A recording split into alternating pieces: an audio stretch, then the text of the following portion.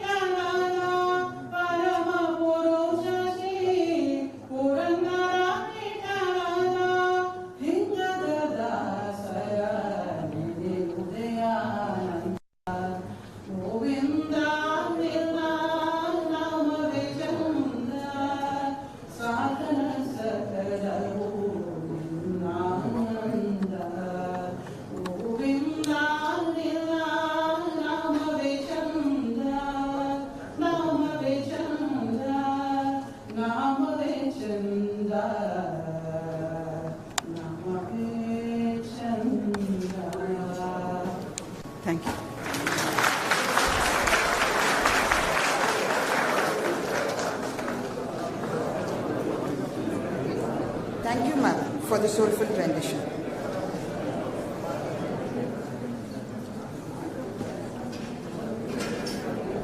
I now extend a very warm welcome to the chief guest of today's occasion, Mr. Parashuraman P.R. Sir, we request you to please occupy the desk. Sir is the Executive Director, Toyota Kirloskar Motors Private Limited. Extending a warm welcome to Shri Vijay Krishna Shrestha. Sir is the Chief of India Operations and MD, Toyota Kosai South India Private Limited. Sir is the guest of honor. Extending a warm welcome to our CE, Shri B.S. Ramprasad Sir, and our CFO, Shri G. Ramchandra Sir. Request you to please occupy the desk. Extending a warm welcome to Mr. Vishwas Reddy. Sir, we welcome you and request you to occupy the desk.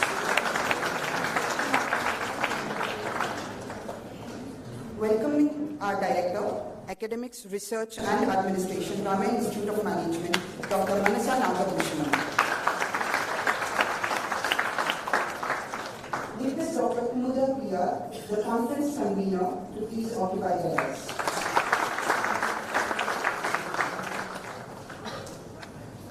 I now request the dignitaries to light the lamp and offer floral tribute to our founder chairman, Dr. M.S. Ramaya.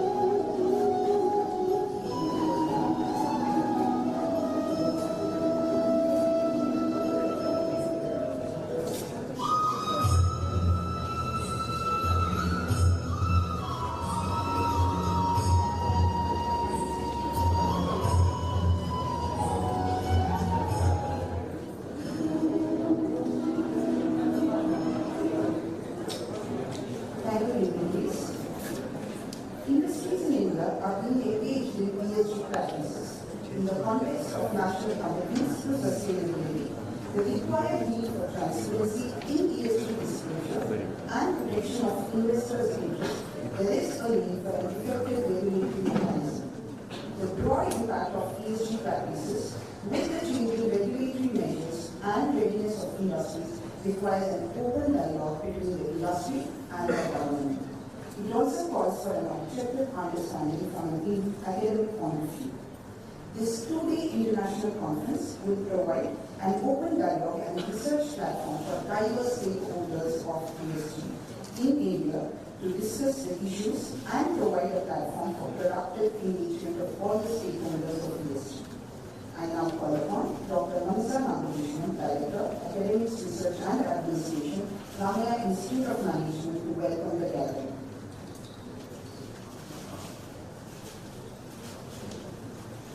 Good morning.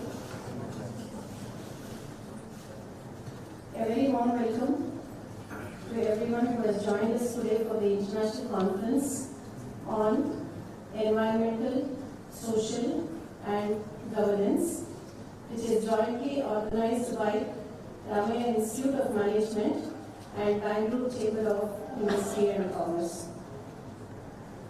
I was just going through as to how there has been a shift in the themes of the conferences over the years. If you see the themes of the conferences, in 90s we were talking about strategies to business success, and then to competitiveness, competitive advantages, innovation, technology, economic growth, and so on. And in the recent years, we have been speaking about CSR and sustainability. From these topics, we have moved to another thrust area for the industry, which is the ESG. When you look at this pattern as to how the topics have been changing, it is in line with what is happening around us in the world, in the business and in the economy. What Lord Krishna says in the Bhagavad Gita, whenever we go to some extremes, okay, there is an act of balancing, right? So, by itself, it balances out by itself. So there is no need for some external power, and we ourselves, we get the thought that we should balance it out. So, when we make great progress in technology, build great economies, and at the same time, when we degrade our environment and societal values, the concept of ESG and sustainability becomes more relevant. So we had many deliberations in our own institution to come out with what should be the topic. So first we started with something called as transcending change. That was the first theme that we discussed, that we should work on change. Okay, when we started thinking about change, something came to us, how does this change happen and what is the goal of this change? So when change has to happen, what is the goal of change? Then we thought about sustainability. So the goal of change is towards sustainability. So we have to transcend this change towards sustainability. That was the topic initially we discussed. And when we cut across this change, what are the elements of change that has to be brought about in the business world, and especially being a business school, what needs to be done? So many things came out, like we talked about climate, we talked about inclusiveness, we talked about diversity, we talked about various issues. And all these issues coming together, we thought that ESG is the one banner under which we can bring out all the issues that we have discussed till now. So that's how this theme of the conference, ESG, was decided.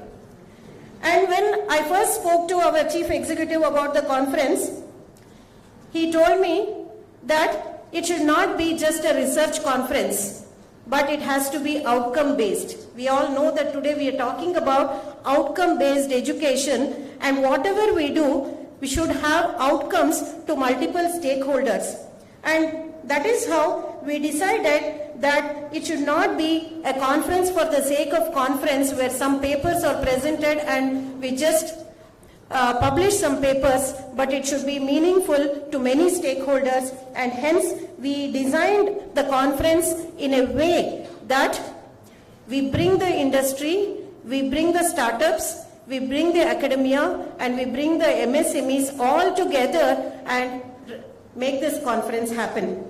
So, this led us to seeking support from the much acclaimed body BCIC. Our collaboration with BCIC started in 2020 with dialogues with T.R. Parashuraman sir, who was the past president of BCIC. Thank you so much, sir, for that initiative then. It has resulted in some meaningful outcomes today, and today we have a good collaboration with BCIC, and we were able to come out with the theme of the conference and contribute.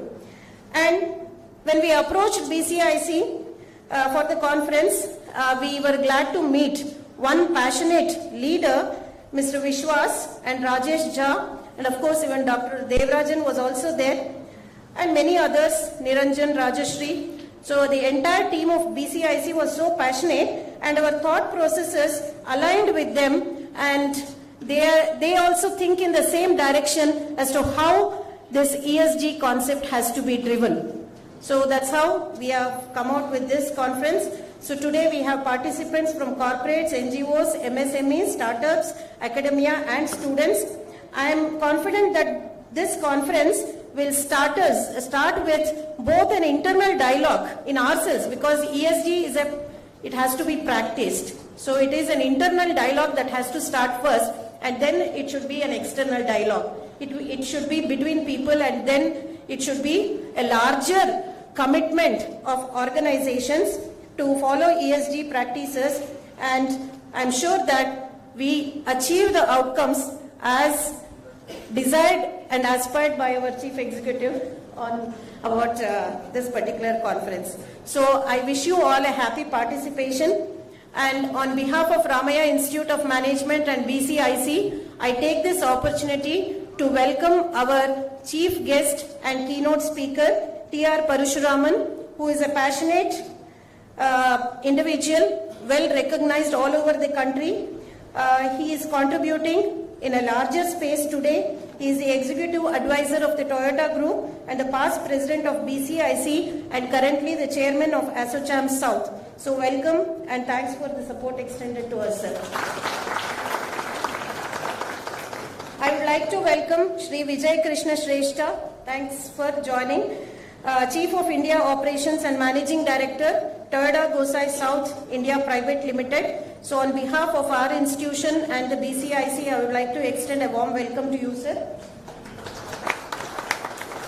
I would like to welcome the BCIC committee chair, Mr. Vishwas, who has jointly worked with us to make this conference successful, because it's a 2-day conference and the entire 28th program is driven by him.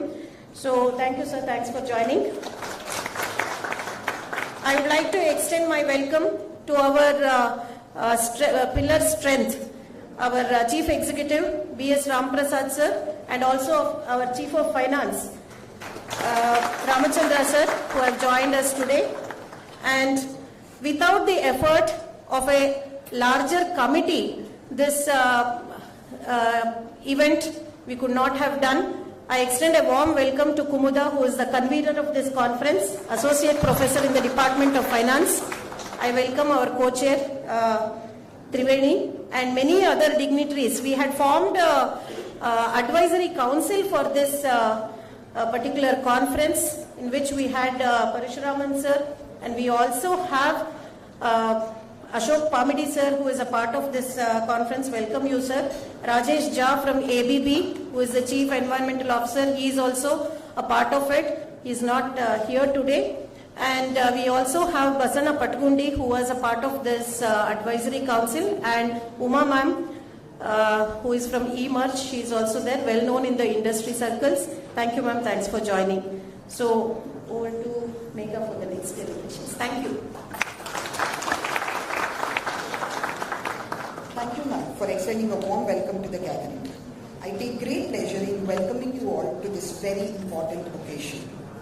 I request Shri B.S. Ramprasad, Chief Executive, Gokula Education Foundation, to welcome the dignitaries on the dais with the sampling. The chief guest for the inauguration program, Mr. Parashuraman T.R., Executive Advisor, Toyota Kirloskar Motors Private Limited, External Affairs and Government Connect, Toyota Group, past President, BCIC. We welcome you, sir. We welcome the guest of honor, Shri Vijay Krishna Shrestha, Chairman and Managing Director of Toyota Gosai South India Private Limited. We welcome you, sir.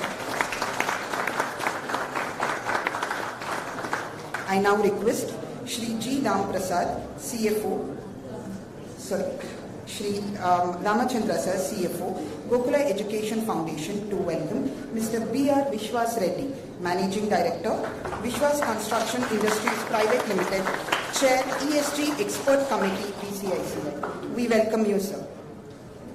We extend our warm welcome to all the other dignitaries who are going to be part of our panel discussion and the workshop that is organized through the day. I request Dr. Manasa Nagabhushanam, Director, Academics, Research and Administration, to welcome the CE Shri B.S. Ram. We welcome you, sir. We welcome Shri G. Ramachandra sir, Chief Finance Officer, GF, to this conference. Thank you, ma'am. I request Dr. Kumuda, the conference convener, to welcome our director, Dr. Manasa Nagabhushanam, with a sample.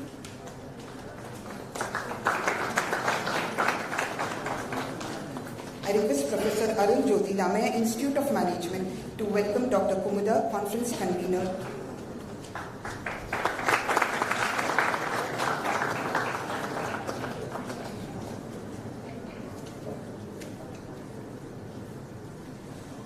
I take this opportunity to introduce the chief guest for today's occasion, Mr. Parashuraman T.R.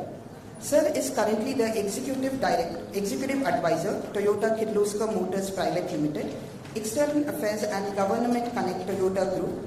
He is the past President, PCIC.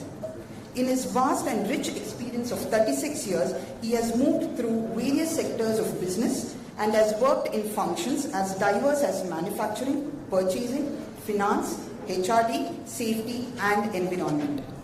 This combined with ability to network through industry bodies such as BCIC, CII, ACMA, QCFI and Indian Machine Tools Manufacturers Association has given him an abundance of knowledge and business acumen in the automotive industry.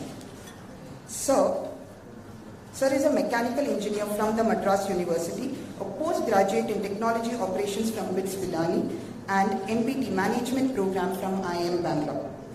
With his rich experience, he has worked with TVS, Toyota groups on various domains. He is also the governing council of STMID Mysore, special invitee at ACMA National Executive Council in the past. He is the founding member of governing council of PCIC Bridge Skill Academy.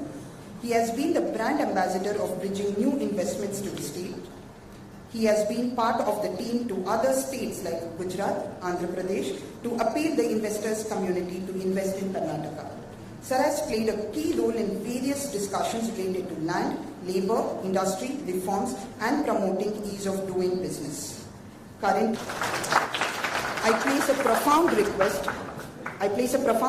to Parashuraman sir to please address the gathering.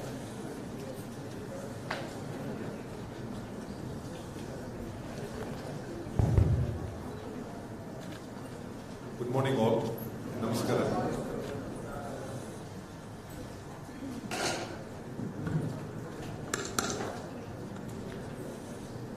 Dignitaries on the dais, off the dais, ladies and gentlemen. I'm very happy today that as a result of our very good work, Vishwas ji and team, together with Manasa ji, for bringing out this wonderful program today. It's a very, very fitting program given the current situation. As we are progressing through a very radical change, maybe the fastest in the century, and so much of uncertainties. I think this conference, I'm sure, would be an eye-opener. When you look at the challenges today, as a country, India is one of the fastest growing economies in the world. Currently, we are in the 5th spot. In 2025, we are edging towards the 3rd position in the world. So this is a huge jump. Today, we are a 3.5 trillion economy. 2032, we are talking about a 10 trillion economy. At least everyone is talking about 10 trillion. Last week I was in Tamil Nadu and I was talking to some of the key ministers in the state in the last few days. I think this kind of echo is very vibrant. Every state is talking about 1 trillion economy and the country is talking about a 10 trillion economy, which is further augmented by the recent Prime Minister's visit to the United States, one of the historic visits that has happened in this century. India has got the youngest population in the world. The youth power of India. I think you are the power of India. So this is going to be another game-changing factor. What happened in the past, all of us know, countries move from manufacturing to service as they age. But India has got a reverse cycle. Today, 60 to 65% of the country's business is in service. We are migrating towards a manufacturing economy. Whereas if you take the aging populations of China or Western Europe or many parts of the United States and Japan, it's an aging population and they are moving towards service sector. So whether we like it or not only for captive India, India will become the factory of the world. Next to China is already emerging in a very big way. And thanks to the Prime Minister, recent MOU on semiconductor, the first of its plant set up in Sanand, Gujarat, will be fully operational in 2024, assembly for the country. And also the MOU on innovation. I think this is going to be a real game changer for the country. And India as a country, if you really look at the diversity, is amazing. It's even most of us, honestly speaking, have not tasted the full image of India. I would say I have at least tasted 5 to 10% of India. See, different culture, different food, different customs, different practices across the country. So it's a diversity, but unity in diversity. This is a very, very unique model for the country. So the learning is something phenomenal. So how do we leverage this kind of growth together with this kind of challenges? I think that is another challenge.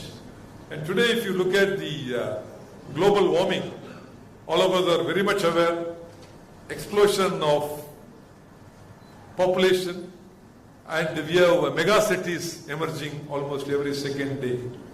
Bangalore is already a mega city long time back. Population has crossed 10 million. And today I think we are inching towards 15 million. And what do we do? The traffic, the congestion, the water, the drainage, sanitation, hygiene. I think it's a time that all of us should really think. So the growth is going to be tremendous. And also I want to talk about the manufacturing growth of India. Today the manufacturing GDP of India is 16-17% of the total GDP. And this number is going to double in the next decade.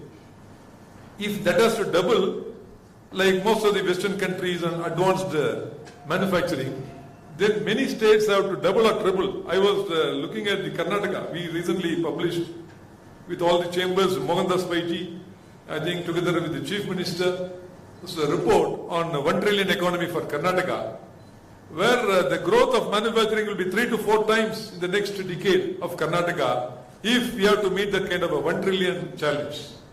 The Chief Minister's budget is also on the anvil on the 8th, so we are all very eager.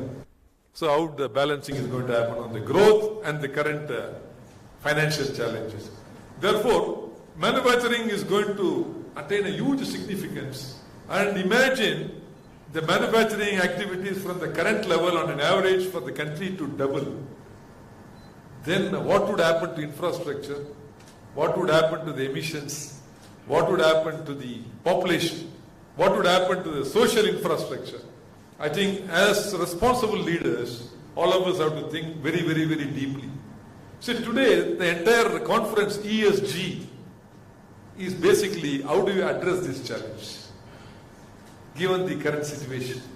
So I always like the word G. G should be on the top of the order because governance happens, all other things happen automatically. So we have the environmental responsibility, social responsibility and governance responsibility and also responsibility for sustainability, which is a very, very, very important point. So how do organizations address this?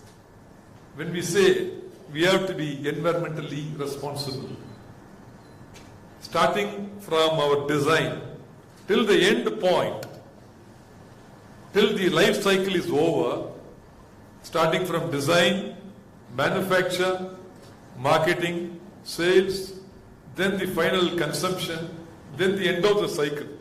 I think at every stage, how do you create this kind of environmental friendly products? That is the challenge for all of us. We are talking about the carbon neutrality by 2070, while countries like Japan they are looking at 2050. And more and more such drives we are seeing. Our EV drive by the country is phenomenal. In fact, if I look at the last 2 years, I think the growth of EV momentum is amazing. I think many people said when we moved from Euro 5 to Euro 6, Euro 4 to Euro 6 in one single shot, it is impossible. But it happened, it has become a history now. The beauty of India, I think the speed and agility, which is happening at an astronomical speed. Though we have challenges of infrastructure, social infrastructure, but I think as a team we are able to overcome. That is the beauty of India. Therefore, this environmental responsibility is very, very important.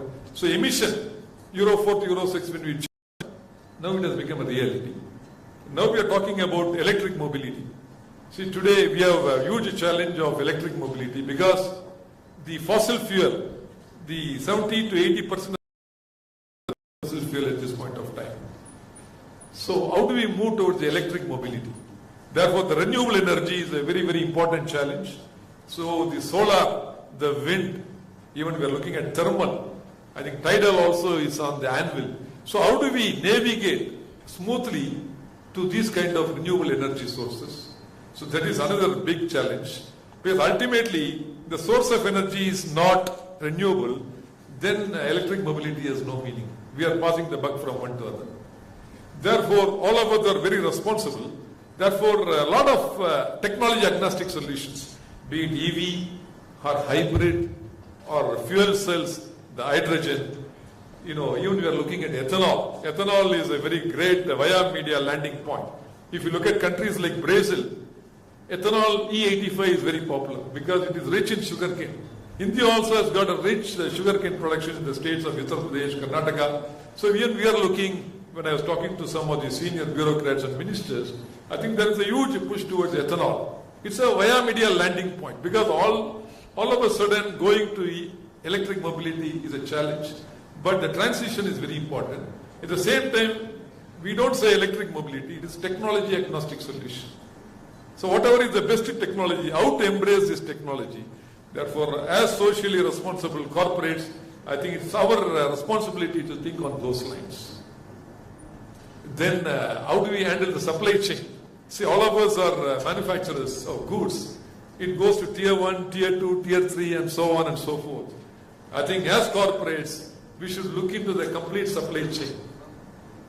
And it is very important that every string of the supply chain is well connected, socially, environmentally responsible in making the product. Because this is not a thought, the action has to set in now. If you don't do that, today it may not look very serious, but definitely for sure, 5 years, 10 years, 15 years down the line, those companies will fail to sustain. That is for sure. Because today, environment is coming at a price. Carbon trading has already started. There is going to be a huge price for environment. Thanks to the COVID, I think all of us learned several things in our life, starting from humility, to socially responsible activities. And every government is trying to focus on them. But the challenge for India, while all the Western countries advanced in leaps and bounds ahead of age, that time there was no big challenge.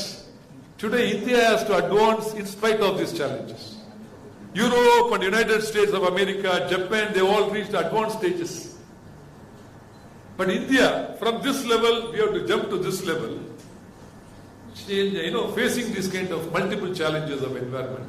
I think that is the point that all of us have to remember. Therefore, from that perspective, today's conference is a very, very important conference. How to create that kind of a circular economy so that everything is sustainable. We live in peace and harmony, embracing with the nature. I think it is very, very important. According to me, I think ESG starts from ourselves. You don't have to go to the society. We are the change agents for ESG. If we are going to be self-disciplined and we are going to think about the society, definitely the change will happen. So recollecting the words of Dr. Abdul Kalam, he said, where there is virtuousness in our heart, where there is virtuousness in our heart, there is beauty in the character. Where there is beauty in the character, there is harmony at home. Where there is harmony at home, there is peace. There is order in the nation. Where there is order in the nation, there is peace in the world. Which means the change has to happen from myself. I am responsible for the change. That is why I love that word G. And G has to start from within ourselves. With these words, I wish the conference a great success. I congratulate the team, Dr. Manasa ji and team. Thank you so much for Ramasa ji and Ramachandra for bringing out this wonderful conference. And thanks to Vishwas ji for coining out this wonderful theme. Kumuda ji for really rolling it out. And my good friend Vijay Shrestha, I call him Indo-Japanese Nepali. He has been working with Toyota for more than 25 years and wonderful human being, and he has been our chairman of Toyota Gozai, leading this airbag and other very important components for the Toyota and many, many other OEMs. He is going to thrill you with a lot of our local best practices from Toyota Gozai. Have a wonderful time. God bless. Jai Hind, Jai Karnataka.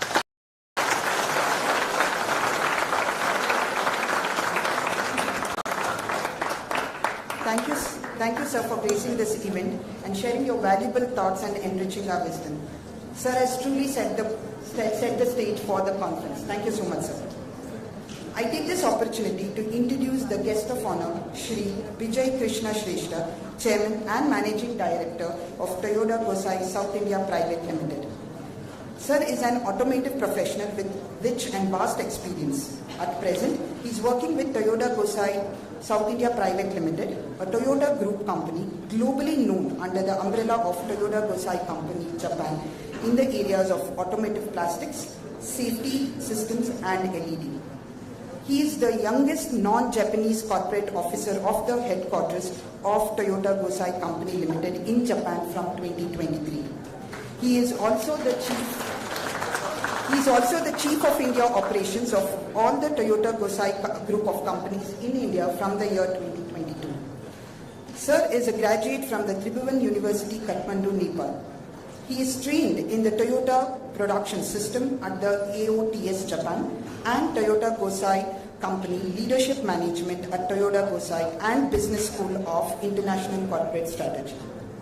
He is the driving force behind the Toyota Kirloskar Motor Supplies Association as a regional leader developing supplier cost, quality and safety improvement activities. Under his leadership, the company was recognized for its outstanding contribution to the local community as the Best CSR Practice Award by the UBS Forum. Mr. Vijay is also the advisory board member in various engineering colleges and universities. He's been recognized and focused on interactions and published in various professional magazines as well. Sir is an avid traveler and has traveled several countries across the globe. We welcome you, sir. I place a profound request to Mr. Vijay Krishna Shrestha to please address the gathering.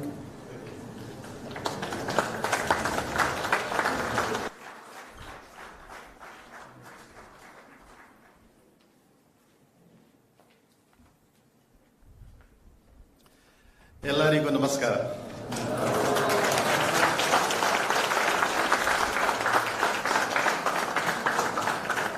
As I was introduced by Parshuraman San as well, basically my Janmabhoomi was Nepal or is Nepal, but my Karmabhoomi is India. So I have shifted to India in 1999 and joined then TG Kirloskar, Toyota Gose Kirloskar. And that time almost the first friend, one of the first friends was Parshuraman San. So it is very great pleasure to be in the same dais and speaking on the same subject today. Thank you very much. So as Mr. Parshuraman San has, San is Japanese language. We used for G in Hindi, like someone we address it, G, like we say Narmada Ji, Parshuraman Ji. That in Japanese it is called San. So please forgive me when I am speaking. Parshuraman San means Parshuraman Ji, and he has already explained about how the world is changing. Today we are living in the VUCA world where the century, maybe it is this much speed of change is happening in the first time in the history. And especially in automotive, we say that once in century change is happening. Since we are from the automotive side, today we would like to talk about a bit of activity where as Toyota Gose in India is doing it in our plant. And very important aspect when we talk about the environment. Many occasions, many people talk environment is very important for us, for our future children. But what we could see is there is always a very big gap in what it is been told and what we put into action. I like action. I think in India, when we talk about the global economy development, many challenges we face. We have a very good plan, growth plan. We have a very series of projects going to be implemented. But when it comes to action, I think we need to do the drastic change. And I'm happy when we used to see, for example, I started going to Delhi side, this Golden Quadrilateral project by Atal Bihari, I forgot the exact name. It took almost 10 to 15 years to complete. But one good thing, and one of the best example today I can give is, I'm traveling from my home to Bididi industrial area near Ramanagar.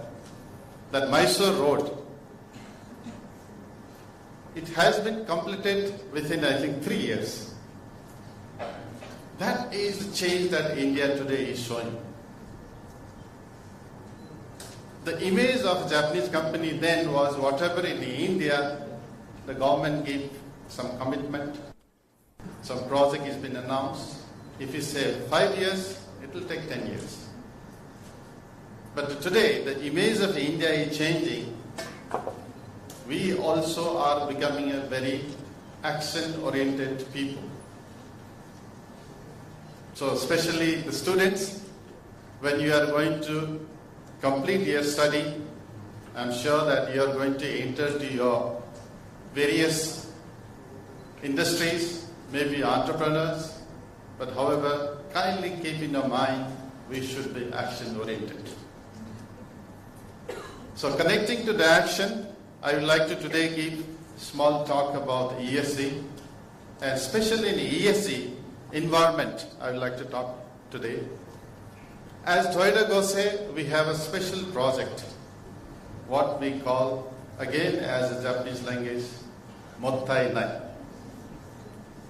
This is one Japanese language word which plays a very vital role for the individual, for our society, for the country, and for the world as well.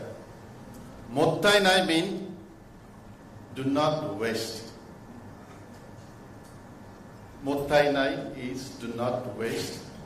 Since we are in manufacturing, and especially my company manufactures interior and exterior plastic parts like bumpers, instrument panels, and supply to Toyota.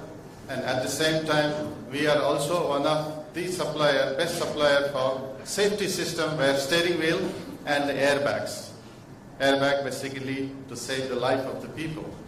So in manufacturing, we have raw material, we have processes.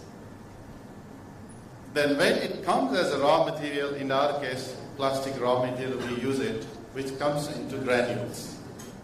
And these granules, we put into the machine, get it melt, then we inject to the mold, then the part will be ready for uses.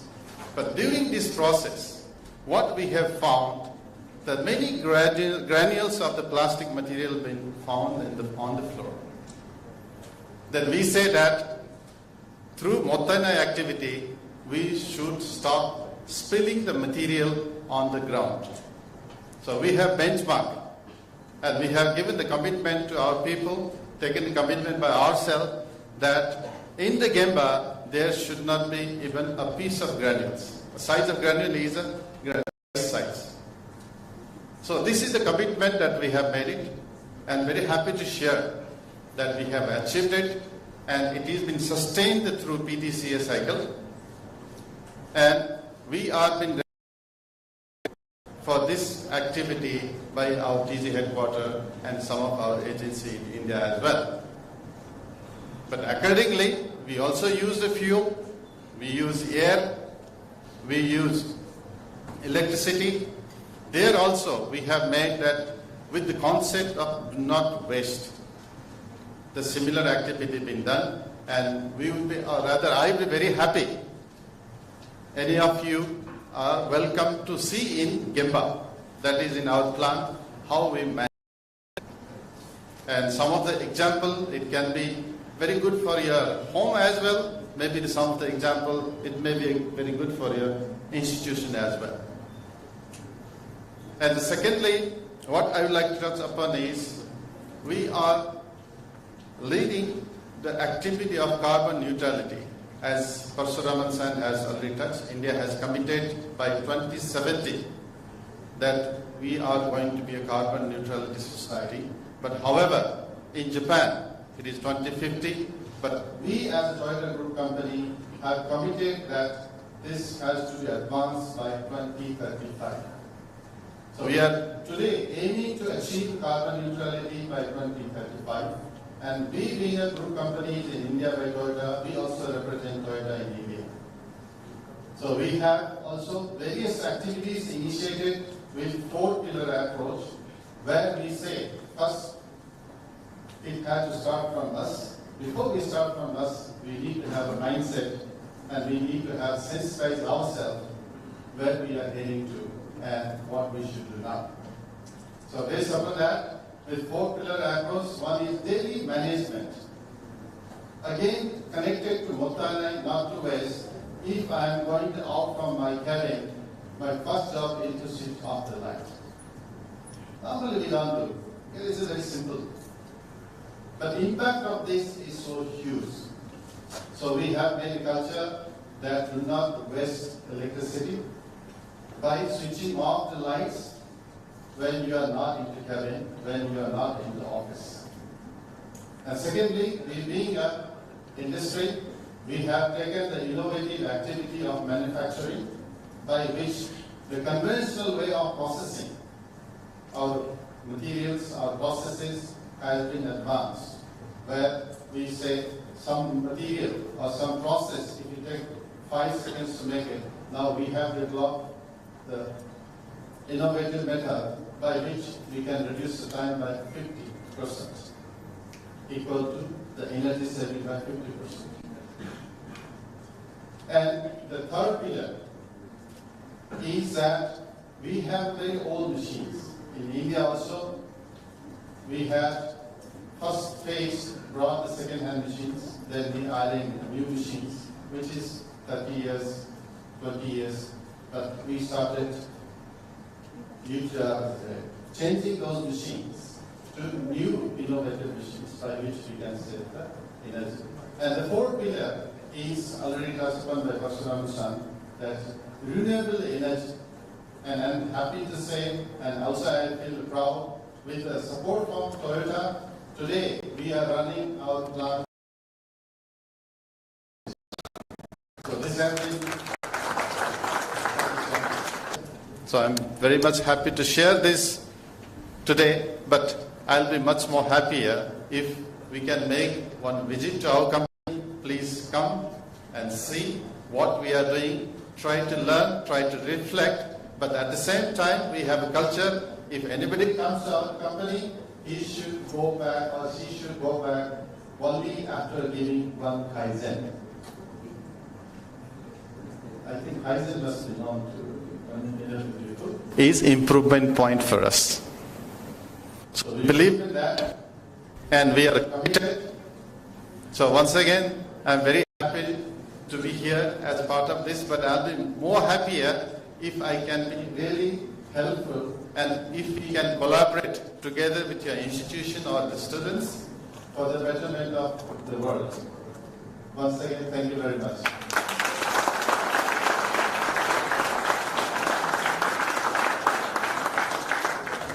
Thank you, sir, for sharing your experience and wisdom.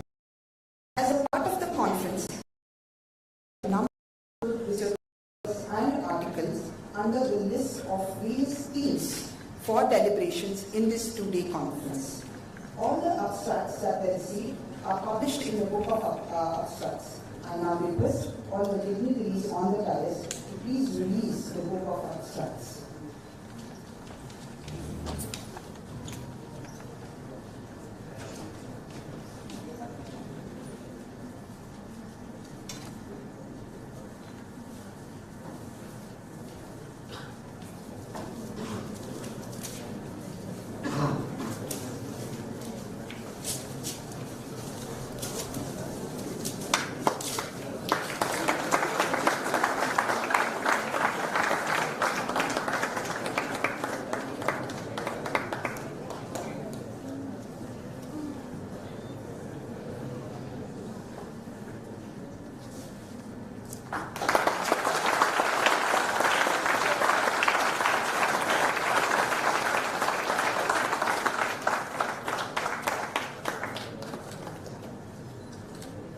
Thank you, everyone.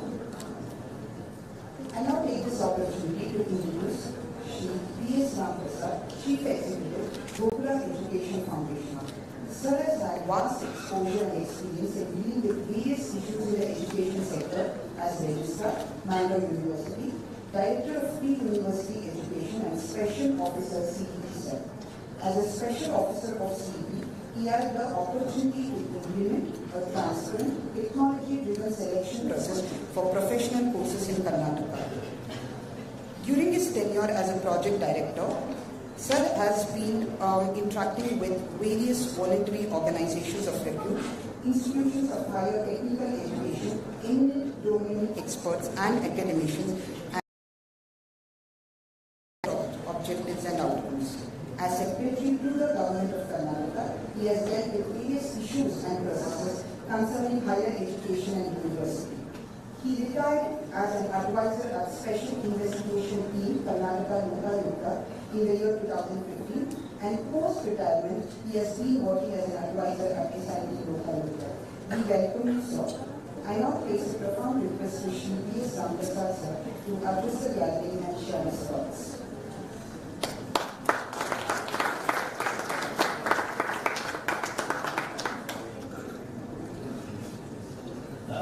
Very good morning to all the dignitaries, entrepreneurs, captains of the industry, academicians, policy makers, esteemed faculty members, dear students. Today, in fact, we are very much pleased, actually proud that such an event is taking place in our Ramaya Institute of Management because of the collaboration we have had with BCIC. I am extremely happy that today Dr. T.R. Parshram, he is our associate of Ramaya Institutions. He is our well-wisher. Today he has inaugurated this very important two-day international conference. Thank you very much. Today we also have with us Vijay Krishna Shrestha and also esteemed Vishwas Reddy and other dignitaries today. In fact, for the last 1 year, we have been organizing many events under Gokul and Ramaya institutions because the centenary of our founder, Dr. M.S. Ramaya.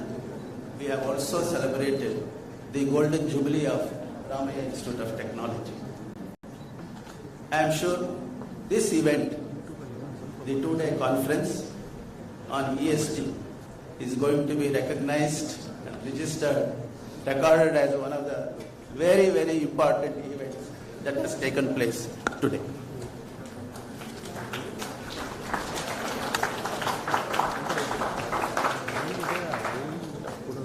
In fact, this collaboration that we have with BCIC, a research center has been established.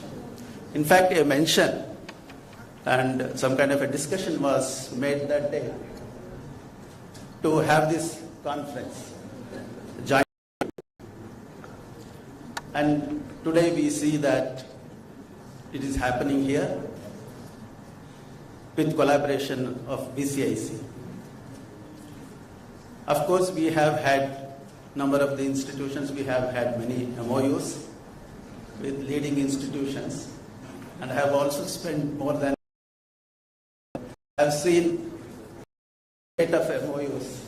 Generally, these MOUs get consigned to files, and I am so very happy today that when the first announcements were made, a team has been constituted by our Ramaya Institute of Management institution, and similarly BCIC, and we have worked continuously for almost 2 years for this conference to happen, and it is eminent people here, and lot of interaction and talks are lined up, and it's going to help us in a very big way. And I'm happy that our students are also attending in good numbers, because we have been talking about institute and industry cooperation for so many decades now. Not only this institution, other institutions also, and with very limited success, I should say. The reason lies with both the institutes as well as the industry. You cannot blame just one, either industry or the institute. We also, as institute, we should be very proactive in our approach to get in touch with the industries, work, collaborate very closely, and that kind of confidence should be there. So that is possible only when our academic excellence, we should reach that academic excellence, we should attract very bright students, and we should give that kind of an experiential learning to the students. It's not just about theoretical aspects, as was mentioned by our chief guest today, that we should give that practical orientation and experiential learning to our students. It is extremely important. It's also very important for the industry, because our students are going to be in the industries. We will be working with all the managers, and they are going to become managers and leaders in the industry. Therefore, we have to make our students industry ready. Only when we engage our students in such events like this, then that can be really achieved. In that sense also, this is a very important event. And generally, there is a perception feeling that most of the institutions are proactive to do this just because there is this accreditations. We have to, of course, get accredited. That's a kind of a certificate we are going to get out that we have very robust processes in our institutions. And there are also ranking institutions which give us ranks. That's also extremely important. We also very much care about the placement of our students. These are all very important, no doubt, for institution. But at the same time, as I said, exposing the students to this kind of international conferences where today's topic ESG has become extremely important because of the advancement in technology, because this technology, that is emerging technologies, are hugely impacting not only industry, our institutions also. So we have to work together. Now we are compelled, in fact, to come together and work together. So this is the right step, is in the right direction. I am sure all the students will also get benefited by this. I am sure they are also going to be engaged in this. And I am sure this conference will achieve all the objectives that has been set out. Thank you very much for this collaboration and also this event taking place in our institution. Thank you for this.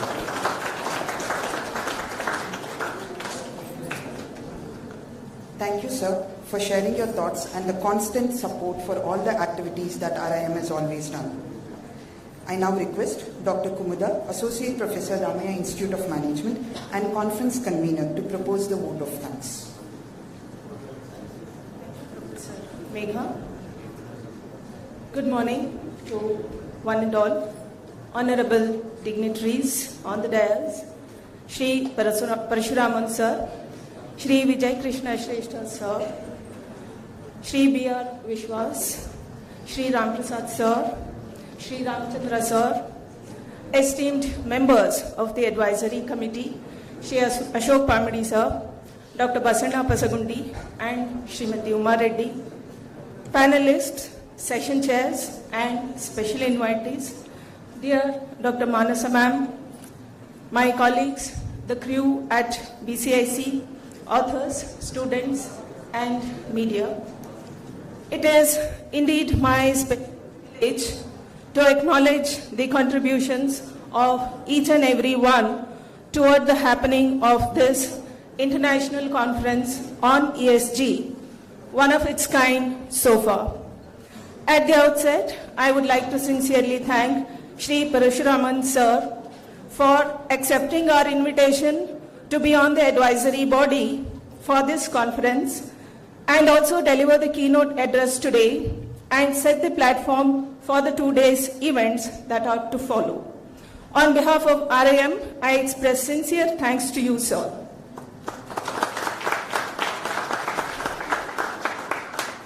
May I request our CE sir to present a memento to Shri Parashuraman sir as a token of gratitude.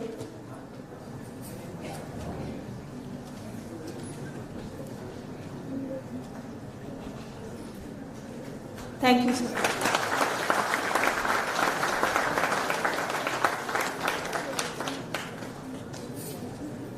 Thank you. Say quality and you will say Toyota. I am really thankful to Shri Vijay Krishna Shrestha sir for accepting our invitation to grace the occasion as guest of honor amidst his very tight schedule. I request our CFO sir to present a memento to Shri Vijay Krishna Shrestha sir as a token of appreciation.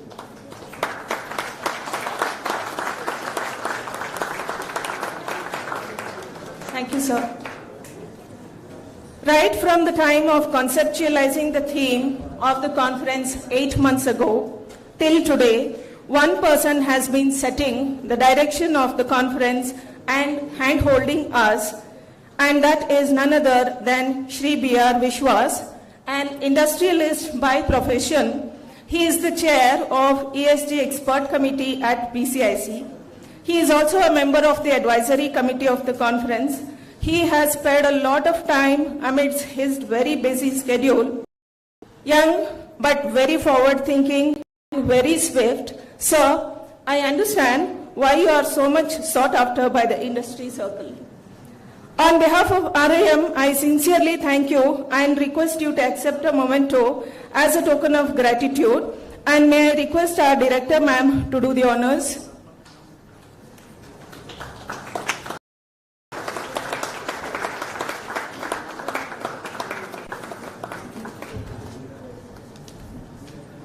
I take this opportunity to thank the other members of the advisory committee. In his absence, I thank Mr. Rajesh Kumar Jha, who couldn't make it to the event today due to his all the time in the last 8 months guiding us. He is the co-chair of the ESG Expert Committee at BCIC and also a member of our advisory committee. And I thank him, and we miss him today. I take this opportunity to thank other members of the advisory committee. Shri Ashok Pamidi has been very actively involved, been guiding us on all aspects like panel discussions, promotions, sponsorships, etc. On behalf of the Institute, I thank you, sir, for sparing your time. Thank you, sir.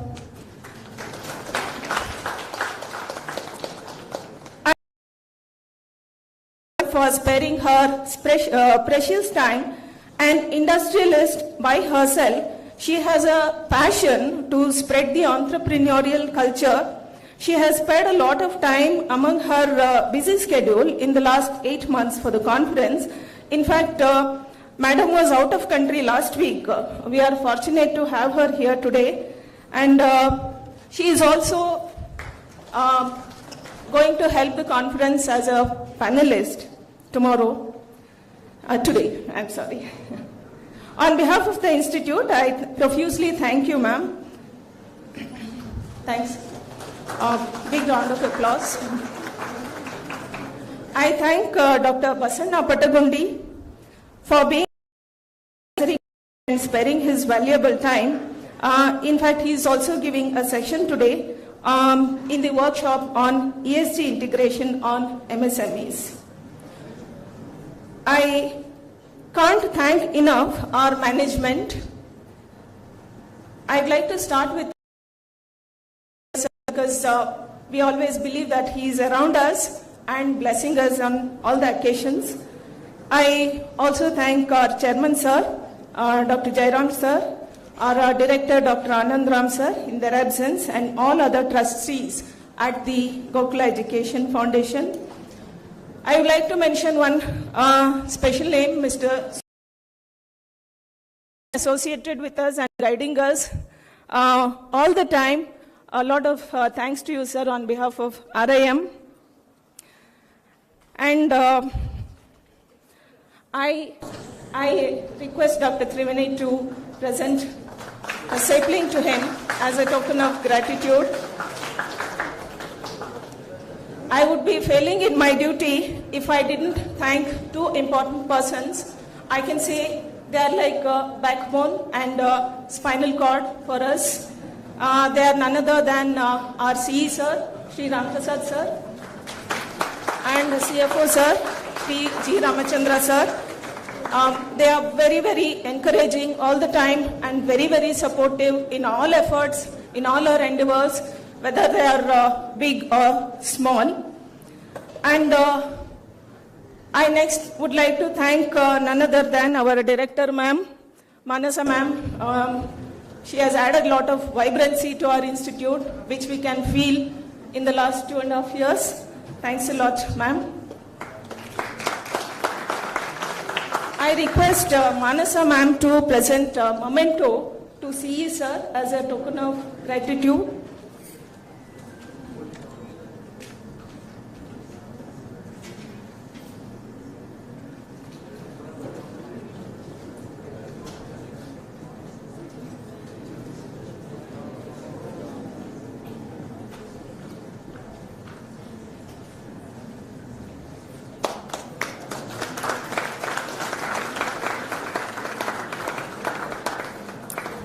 request once again Manasa ma'am to present a token of gratitude memento to our CFO sir.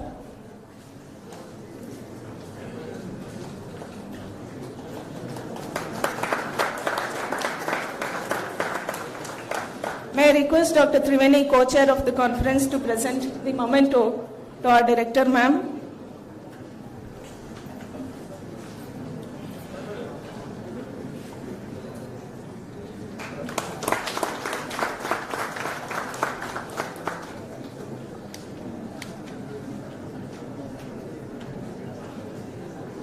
Thanks, Dr. Triveni, and thank you, ma'am.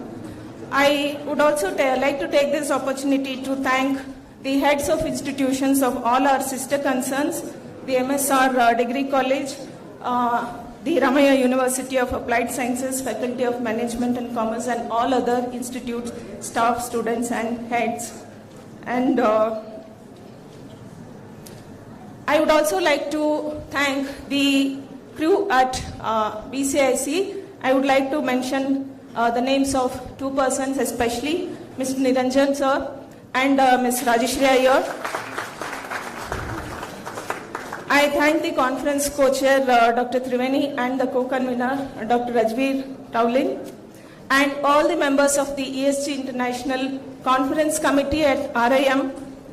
I would also like to thank all my colleagues at the RIM of the teaching fraternity and also the non-teaching department, non-teaching fraternity, Dr. Janardhan Rao and his team at the Library and Information Center, Dr. Jeevita and her team at the Placement Center, Mr. Raghavendra and his team at the Administration Department, Mr. Bharat and his team at the Accounts Department, Dr. Savitarani and her team at the Evaluation Cell, Mr. Mohan and his team at the Maintenance, Ms. Savita Murthy and her team in the Admissions Department, Mr. Prashant and his team at the IT Department.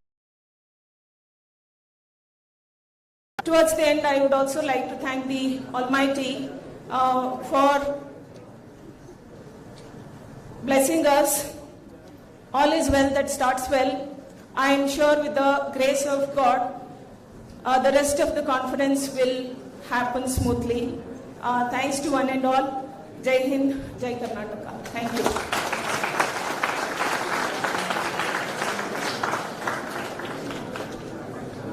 Thank you, ma'am. We shall break for a quick tea break now. I request all the participants over here to please assemble by 11:40. We have a panel discussion scheduled on building a sustainable business with ESG practices. Settle down so that we begin with the next important session for the morning.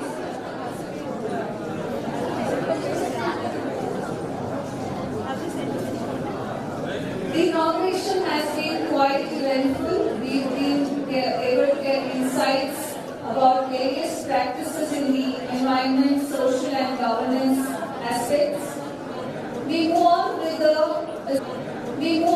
the discussion on ESG.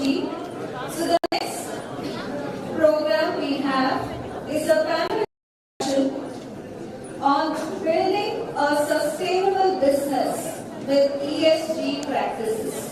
I'm sure the majority of the audience present here, the students, are more keen and interested in understanding what are the ESG practices that are there in the industry. After all, they are the ones who are entering the industry in few years or months from now. So let us for this panel discussion. We have an esteemed lineup of panelists with us. We have Mr. Satya Madela, Director, Technology, Albertsons Technologies Private Limited. Sir, may I please invite you to grace the dais. Mrs. Suma Reddy, Managing Director, High-Tech Magnetics and Electronics Private Limited. Ma'am, please.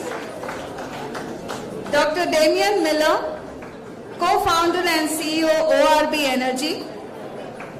Mr. Nirbhay Lumbe, Director for Sustainability and CSR for CGI, Asia Pacific Global Delivery Centers for Excellence. panel discussion would be moderated ably by Dr. Indu K. Murthy, Sector Head, Climate, Environment and Sustainability, C-STEP. Thank you, esteemed panelists, for gracing the dais.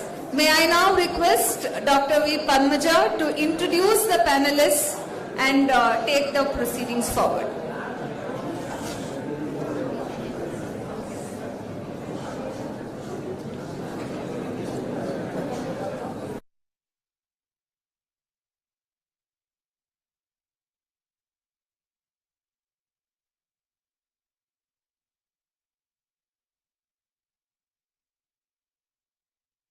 Power-packed panel discussion on building sustainable business with ESG practices.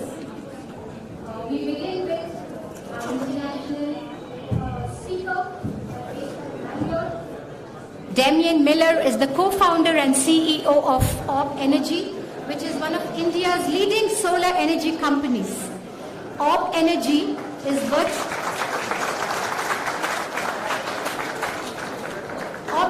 is vertically integrated from manufacturing to offering its own finance to commercial and industrial customers.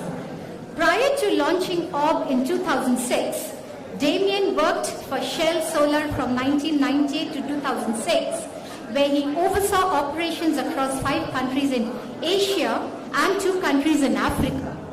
Damien has a PhD from the Cambridge University Trinity College in the early commercialization of solar energy technology in emerging markets and an MPhil in environment and development. Damien is the author of the book Selling Solar, which is published by Routledge, that in order to solve the climate crisis, the world must immediately and dramatically accelerate commercialization of renewable energy technology. Some of the awards that have been felicitated to Damien include: he has been the recipient of Zayed Future Energy Awards in the year 2012. Damien has lived and worked in India since 2006. And 2 lines about Orb Energy. Orb Energy was founded by Damien Miller and N.P. Ramesh in the year 2006, based out of Bangalore, with the mission to make solar energy affordable, accessible and hassle-free to customers looking for a clean energy alternative. We welcome you to this panel discussion, Damien. I request my colleague, Dr. Sanjay Shah, to welcome Damien with a Sapya.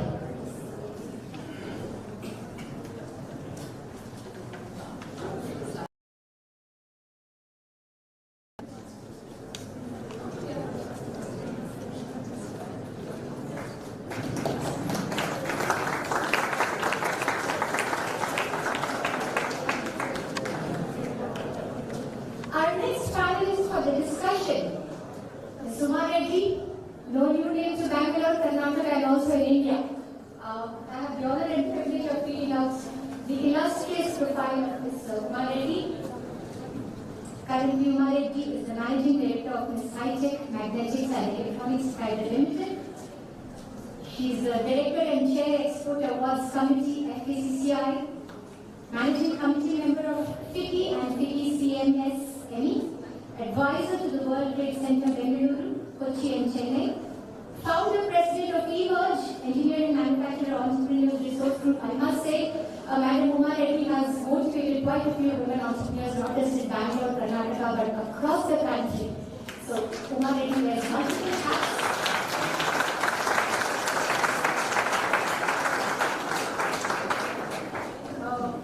Two lines about Uma.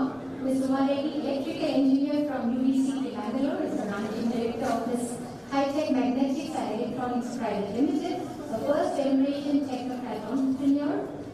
She has been felicitated with Sir M.B. Award from Institute of Engineers, Karnataka State, which recognized her important registry in 2017.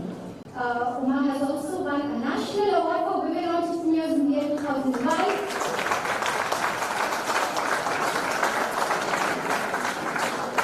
And has also been the recipient of the Rajyotsava Award in the year 2005 for her contribution to the society. We could not have a better speaker and a panelist for this particular panel discussion. We welcome you, Ms. Uma Reddy. I request my colleague, Dr. Savita Rani, to felicitate and welcome Ms. Uma Reddy.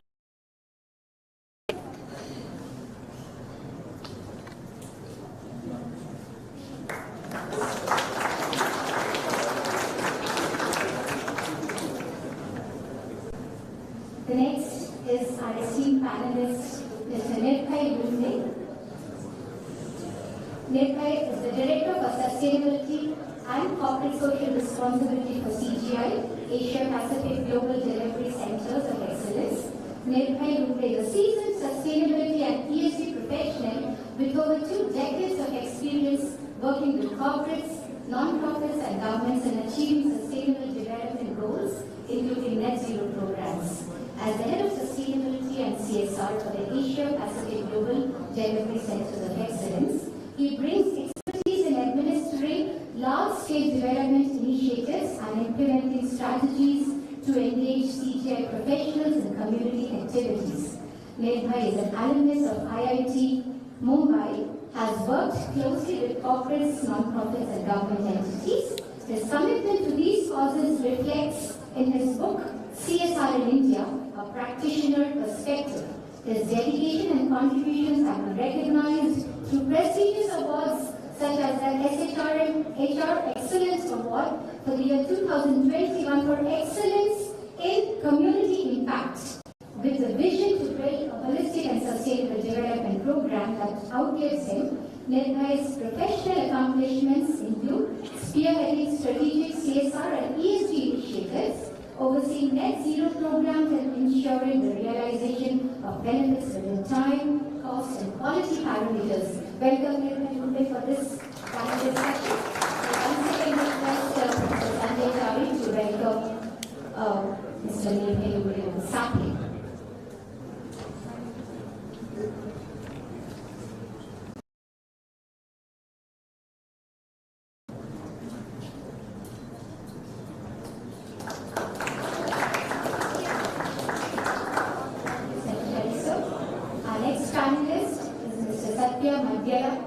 I need to ensure that I pronounce his name correctly. Thank you, Satya, for correcting your name. Satya Madhyala, Director, Technology, Albertson's Master's, holds a Master's degree in Management from Harvard University and Bachelor's in Electronics Engineering. He has 6 Sigma Pre-Well certified. Specialized in cloud solutions and mobile applications for healthcare. He has worked in the capacity of cloud infrastructure architect for many projects. He has designed internal controls and compliance with Sarbanes-Oxley for GE Commercial Finance. He is a certified web component developer and key participant in capability maturity model at CMM and ISO audits. He has co-authored academic papers involving strategic business plans for Airbus, Porsche, Apple and Environmental Park Corporation. He has presented several project proposals such as won contracts and have been actively involved in design reviews for EVH and G-Vision critical applications. We welcome you, Satya Madhyala, for this conference.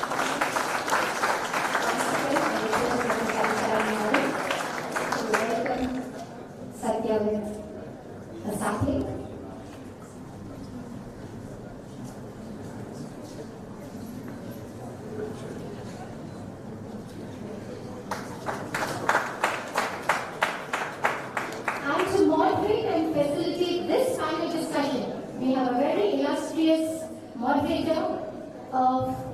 To moderate this session, Dr. Indu K. Murthy. Dr. Indu is the Sector Head of Climate, Environment and Sustainability at CSEC. She holds a PhD in Ecology and Environmental Sciences from Pondicherry University and has completed her Masters in Botany from MS University, Baroda, with specialization in Forestry and Environment, and holds a Bachelor's in Botany from the Etraj College of Women, Chennai. Prior to joining CSEC, she worked as a consultant scientist at the Indian Institute of Science, Bengaluru. Her areas of interest include climate change vulnerability, land-based mitigation and adaptation, resilience building or climate proofing development. Dr. Murthy is an expert with UNFCCC, and a steering committee member of the International Platform on Adaptation Metrics. She is an associate editor, Frontiers in Forests and Global Change, an International Journal of Climate Change Strategies and Management, and the academic editor on the PLOS-1 editorial board. Dr. Murthy is also on the governing board of the South Asia Consortium for Interdisciplinary Water Resources Studies and is a technical advisory committee. Welcome, Dr. Indu, and I request Professor Sanjay Chari once again to welcome Dr. Indu as the moderator for this panel discussion. Thank you, Dr. Indu, Mr. Satya, Damien, Kumaridi ma'am, and Nirbhay for sparing your time for this power-packed panel discussion. Over to the panelists and over to Indu to take over the panel discussion. Thank you, and we hope we have good takeaways from the session. Thank you. Thank you. Thank you. Very good afternoon. I'm sure you're all waiting to kind of hear from the experts themselves as to what ESG actually means. I'm in a good space, frankly speaking. From what she read, you know that I don't belong to the space which has to implement ESG. So I can ask all the difficult questions. Right? So, I mean, before we get into that particular thing, the shift from focus on complaints to embracing ESG, as we all know, is pretty much recent. And when you think about why it happened, how does it, what it means, I mean, as an outsider, to me, frankly, the one thing that comes to my mind immediately is, A, it helps increase brand value because you're able to showcase that you're ultimately delivering sustainability, which is something not new at all. SDG goals has been something, I mean, we have the Millennium Development Goals and then the SDGs, and we've been talking about it, and there's a lot that's yet to be done. So given that, every space, every single person, every single business has to implement it, whether we have to do it as a legal mechanism or outside it, we really need to be doing it. And the other thing that's important also is when I think about it, it also kind of helps recognize all stakeholder interests. Now, businesses have to keep in mind the stakeholder interests, and here it's not just about what you deliver, it's also about how it is utilized. So, frankly speaking, if I may put it, it's cradle to grave. That's something they need to be looking at and not just worrying about my immediate space. It's about, sanitation programs, if you remember, clean up your spaces. Okay, you clean, you push it to the next house. No, that's not going to happen anymore, right? There's been a lot of news on, the greenwashing and all of this. So given that, there's a whole bunch of transparent mechanisms that need to be put in place. Another thing that's important is it also helps them to respond to a very changing, dynamic regulatory landscape because they are abreast to it. They're able to kind of put a lot of things in place which are helping them to be attuned to what potentially could be demanded from them. So they are able to maybe even build trust and also encash on some of the opportunities. Yes, it's a compliance mechanism, there are challenges, but we will hopefully hear from the speakers that there are opportunities also to do businesses in a better way. So without wasting time, we do have a very illustrious panel, so I'm going to quickly go to my panelists and ask the first question that yes, ESG is something that companies have been mandated to implement.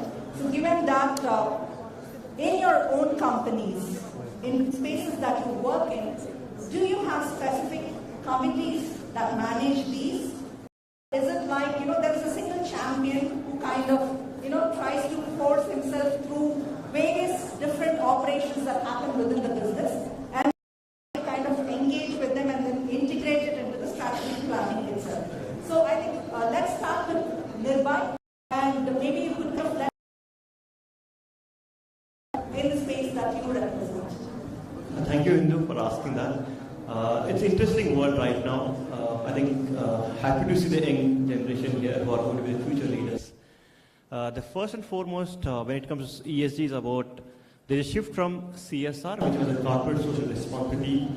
The trend has been that we are moving away or maybe integrating ESG. ESG, when you look at it, is much more transparent, measurable, at the same time it's tangible. We actually can see and feel it. So therefore, from an adoption point of view, it's not about just making profits, but how you are making profits. When you look at the ESG part of it, the environment, social and governance, today being transparent is more about attracting investments. It's equally important that you speak about it. I'm sure as young generation here, you need to pay attention to what's happening in the world outside. Today, most of the annual reports that you see of corporates, not just about IT where I represent, but otherwise, there are no more either annual reports or corporate social responsibility reports, but they have been called as ESG reports for a reason. Because as company, as profit-making institutions, we are responsible to report back what has been, how are we making profits. So when it comes to ESG, today each corporate is trying to carve out a division, it's typically a vertical, moving away from what we had maybe safety to CSR, and today we have got ESG. ESG is much more structured in terms of what we look at it, the metrics itself and the parameters and the framework. While these are initial days, the impetus has been with the companies and especially the UN global missions driving corporates towards how do they really achieve the net zero by maybe 2030 or maybe 2040 or 2050 or 2070, as you heard in the morning. It's equally important that to be net zero by X amount of years, maybe a couple of decades later. And mind you, I think ESG is not just about having these emissions zero. It's much more than that. It's about your people. People includes your DI, the diversity inclusion initiative, as well as about your payback, your leadership. So it's all about that. Then it's also about how are you giving back to the communities. That's the social part of it. When we talk about environment, it's more around emissions, but it's also about how much we are doing internally to reduce some of those emissions part of it. And how much it's also about waste management. While you heard from in the morning about the governance, it's equally important that we need to have a governance in place for sure when you start. So you have divisions that are carved out vertically who work with horizontally with everyone, be it the facilities, with your product development teams, or with the teams that really manage your day-to-day affairs. So you do have opportunities to work as a vertical in the institution, in any respective corporate. Also, it's an opportunity for you because your beginnings, it's a fresh initiative that's going to be there. So therefore, when it comes to as a structure, the board is responsible. So therefore, as an ESG personnel, you work very closely with the board or board of directors. Second, you are also aiding company to attract investment through shareholder disclosures. Today, as you heard from Indu about greenwashing, right? So greenwashing is no more accepted. You are liable for public scrutiny. So therefore, when you look at as a working as a vertical, you also work horizontally with across. When you work with ESG, it's also important that you also have face to the company in the public domain. So you work with the governments, you work with communities outside. So it's a very evolving, trend setting for sure, and there are plenty of opportunities, especially youngsters who are looking at it. I'm stealing your thunder. So there are plenty of opportunities if you're looking at it. There's a dividends for sure. I guess it's about opportunities that you need to really go and crack it for sure. Thanks so much. Thank you, Indu, and thank you to Dr. Manasa and Dr. Triveni for inviting me here. So I'm actually going to take the story from where Nirmai left out. And he's from the corporate sector, I'm from a MSME, a small manufacturing sector. Let's look at the brand part of it, which Ms. Indu mentioned. I started my business about 3.5 decades ago, when India was a closed economy, when I was in my final year of engineering. At that time, it was only a business. It didn't matter. Quality was something which was needed for the business to sustain itself. That's all. Period. There were no accreditations, nothing at that point. This was way back in the 80s and 90s. Thereafter came ISO as a certification process. And then we said, oh, I need. So then, to my company's name, I would say I'm an ISO certified, company. But then ISO itself went through many iterations. We have ISO 2015, we have ISO 15000, we have everything which incorporates all other social responsibilities.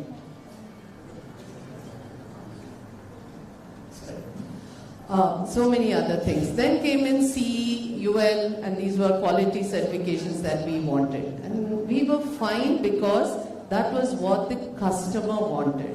right? So I was as an SME, I didn't have to report to anybody where I had to follow any norms. But if I had to make sure that I was supplying a product to my customer, I was providing quality products which had a process certification of ISO, either a product certification or CE marking or UL marking, depending on where my products were going. Going further, that was not enough. Then came what was called, I'm not even talking about ESG, what came about was EHS, the Environment, Health and Safety Practices in the company. With the EHS came, we said, why am I being put into all this? But then if I had to supply to a customer, and I'm in the business of manufacture of transformers for electronic and industrial application. So it's just not quality certification of ISO. I have to follow ROHS, which is restriction of hazardous substances. I have to ensure that I follow REACH, and REACH is registration of chemical products that we have, registration, evaluation, authorization of chemical substances in our product. And it's just not a product, it goes down to the bottom of the product.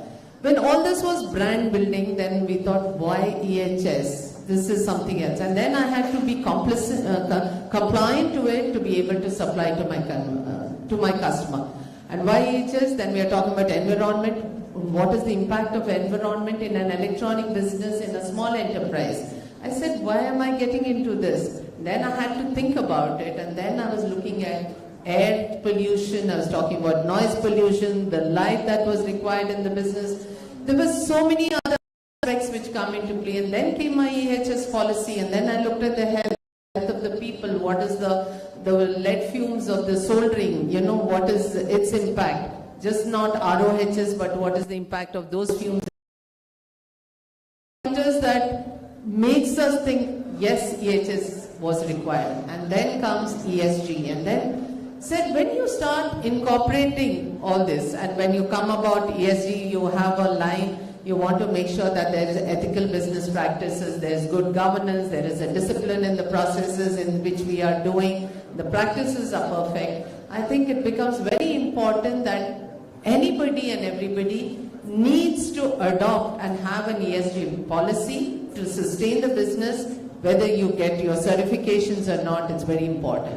So I think, it's kind of a brand building even if you're an SME, and it's also very, very important that, if you are sending a product which is now going to a global market, it may not be a direct export, but all our products are going all over the world. It's very important that we follow these norms and we make sure that we are ESG compliant. Thank you.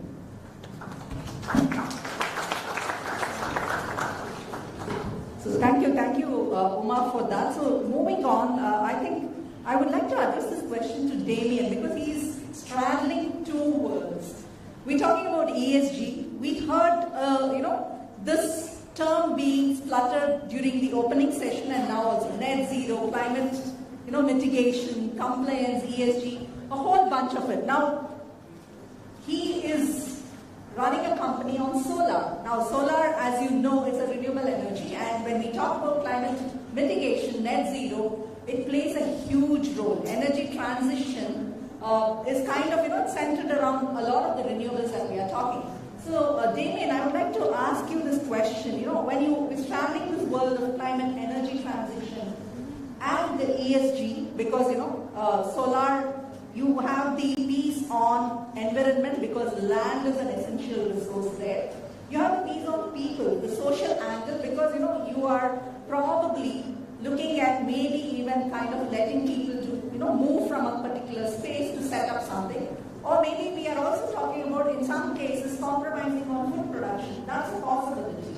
Even if it's not happening today, it's a possibility that it could happen. So the social angle comes in. And then governance is very integral to this because our policies would only determine how this is panning out as we move forward in our effort to reach net zero, but at the same time not compromising on sustainable development. So Damien, your take on this, and also added to that the costs associated with it, because as a company, anyone who is trying to look at these transitions It's very, very important. It comes at a cost, right? So how do we go about doing it? Where does the money come from? So your take on that. Well, first of all, hello. It's very nice to be here. The main reason I could come to, or decided to come today, was because I was talking to students, to be honest. And I find that there's not a lot of time for me to go to other conferences, but when there's a chance to talk to students, I appreciate it. When I was a student, that's where I developed my passion for solar energy, renewable energy, and I took it through to a PhD. Look, I mean, in terms of solar, I think there are some, it's been around for a long time, and you're absolutely right to say there's a cost to it. That cost, as we were discussing earlier today, it's hard if you're not in the industry to keep up with it, because it's extremely fast-moving industry. It's like semiconductors, in terms of cost coming down. Let me give you an example. When we started the business in 2006 here in India, as co-founder, I exited Shell. We set up a company here.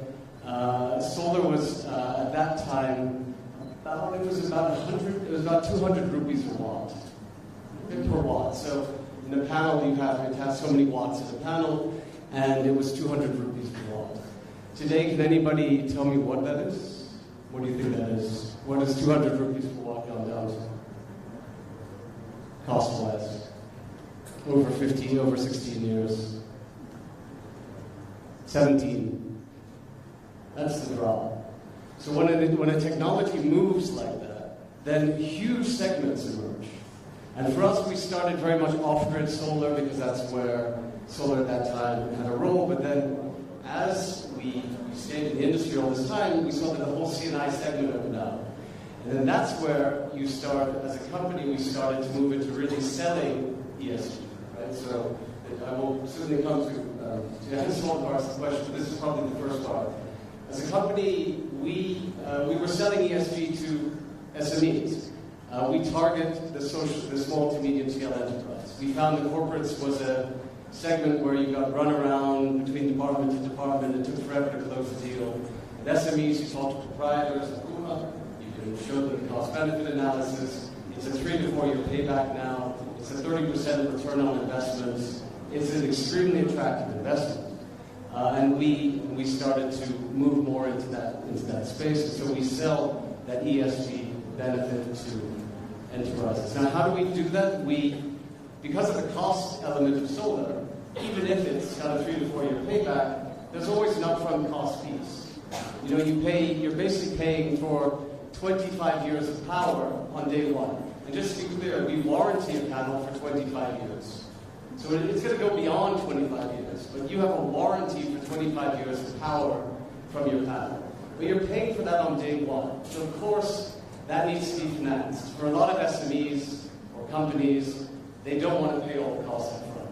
And so we innovated in our company with our own in-house finance. So when I took that to my board and to our shareholders, they said to us, look, David, you're not a bank. What makes you think you can finance SMEs? Let them go to Citi, let them go to SBI. I said, yeah, but those guys don't understand solar at all. They're not doing solar at all. This was 2013, 2014. And luckily I was able to make the case. And now we financed, we have our own in-house finance. It operates like a small bank.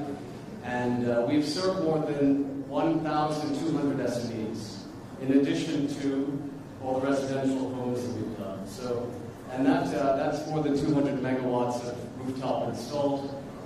We have also, we have also moved now into ground-based solutions. So in rooftop solar, in 2022, we were ranked as in the top 3. There was Tata, there was Mahindra, there was us. So by focusing on SMEs, by doing our finance, we scaled to number 3 in the rooftop solar industry.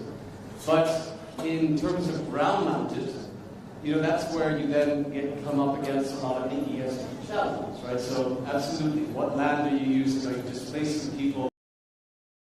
Does the rest of the community support the project? It's a much different proposition. We're implementing a 35 megawatt project as our first project in Marsikeri, about 2 hours outside of Bangalore. And what we're doing again is subdividing it and selling portions of the solar park to SMEs. These are SMEs who, think about it, if you've got a very power-intensive industry, you may not have enough rooftop to run your industry. But what you can do under some very innovative policies in Karnataka and other states of India is you can own an off-site power plant, 1 megawatts, 2 megawatts, and you can use that to offset your consumption. So you don't have to have a huge rooftop. You can buy a unit on the ground, and that's something that we're innovating with. And it is, there are ESG challenges, for sure. And we make a point, we have shareholders like Shell, they're a 20% shareholder in us, FMO, the Dutch bilateral development bank is a shareholder in us. These entities push hard on ESG, so we have to follow certain mandates when it comes to and then, I mean, does that answer your question? I can keep No, that's fine. So, fine. Yeah, so those are the, I would just say, and the last point is, as a company, we sell ESG, and I think as the leader, to your other question, I have to more internalize our own ESG, right? Especially as we touch people's lives on land, as we look at our impact. And I think it has to come from top down, as we always said. It has to start from the leader. But do we have someone internally who's a champion? Absolutely. As a head of quality ESG, who just drives it all through the organization. I do find ISO 14000 helps a lot to sort of create that discipline in the organization. Great. I think that's a great segue to the next question I had in mind on certification itself and the metrics. I mean, it's easier said than done. You know, we can have compliance mechanism, ESG, or anything for that matter.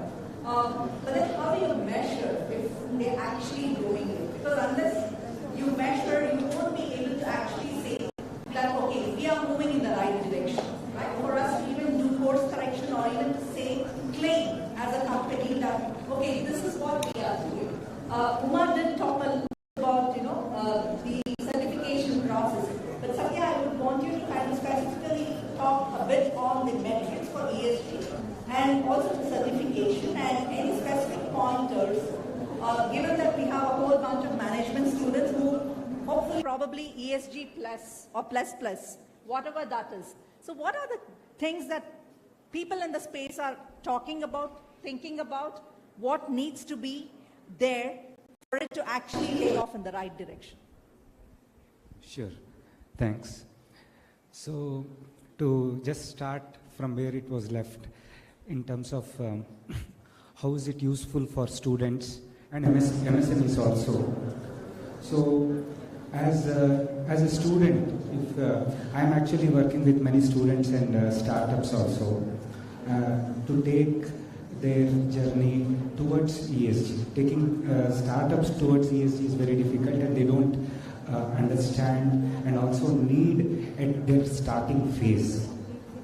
But like everyone else said, it is a starting point to have a long-term goal for your startup or a company, and also that will attract investments. So what all should you know as a student, because I see more students than industry bodies, is so for industry bodies, certifications, I was talking to Nirbhay before, and this 14,000, 14,001, 14,000 to 14,000, ISO 14,000 is the, it's a very difficult stuff, but you should start somewhere as an industry. You should start with energy audits. You should know in the back of your mind how much are you consuming for lighting, how much are you consuming. These three categories. Others could be very industry specific stuff. So what you should start as a small industry is have your energy audits. If you have to go to ISO 14001 or something of that sort, the first questions they will ask you is your energy split. The second thing they are going to ask is how are you dealing with water? How are you dealing with your waste? So water, waste, energy is the first thing you have to audit. And one good way to do it is keep your bills and segregate the bills and keep it month-wise. So you can see what was your January last year to what was your January.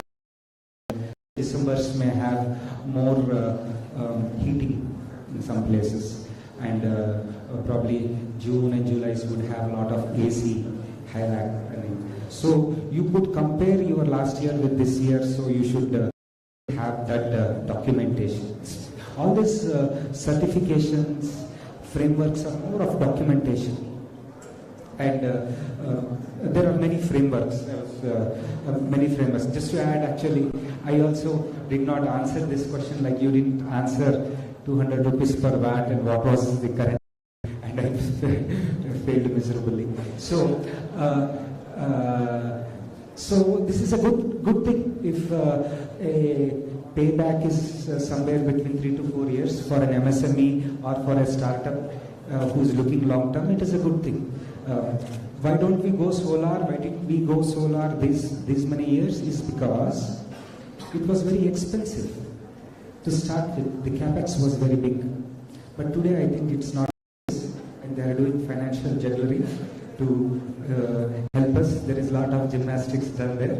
You can buy renewable energy off-site somewhere in Gujarat and use it in Bangalore. Am I right? Something of that sort, wherein you can own some off-site projects. So coming back to certification and frameworks. As students, this is very important. This will also get you a job. This will be part of your interview questions. And there is a lot of opportunity. I've been told that there are so many jobs for students. So please pay attention for these few frameworks. I'm sure you must be having some kind of case studies. Have you guys done some case studies? You should do one case study of Volkswagen 2015 diesel engine because you should know what not to do in life. There are so many gyan as to what to do. So Volkswagen case study, it's available everywhere. You should know about their diesel engines in 2015. So as a student, you should read that case study so you will know what not to do. And positive case studies, Patagonia is one such case study which you students can read about it. So coming back again, certifications. You should clearly know the distinguishing factors between a framework and a certification. A framework is a very broad set of rules and things to follow. But certification is you disclose something, you go through the whole process of, like I said, one of the certification is 14001, where you can start with keeping all your this one. Then LEEDs certification, which is mainly for construction companies. LEEDs is there. Then there is one called FSC, Forest Stewardship Council. FSC is, Madam will know, because mainly it is for wood and forestry. If someone is using wood products, then FSC is for them. Then fair trade policy. Fair trade is a good certification, especially when you are dealing with developing countries, getting coffee, cocoa from their handicrafts, that they are being paid fair certification. Then you have the Energy Star. Anything you are dealing with electric equipment, ACs or anything which deals with this one, Energy Star is a good certification. Then there is GOTS, which is for it's a global organic for textile standards. Anyone who is doing textiles, fabrics, cotton and all that stuff, so GOTS is a good certification.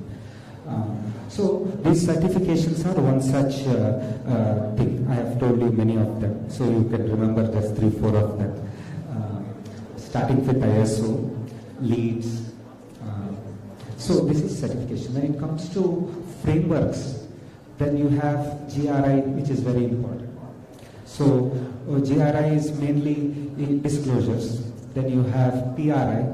There are principles for responsible investments. Then SASB. SASB is one such thing. Then CDF is one such thing, carbon disclosure. Then all these ESGs and all that stuff are also the frameworks.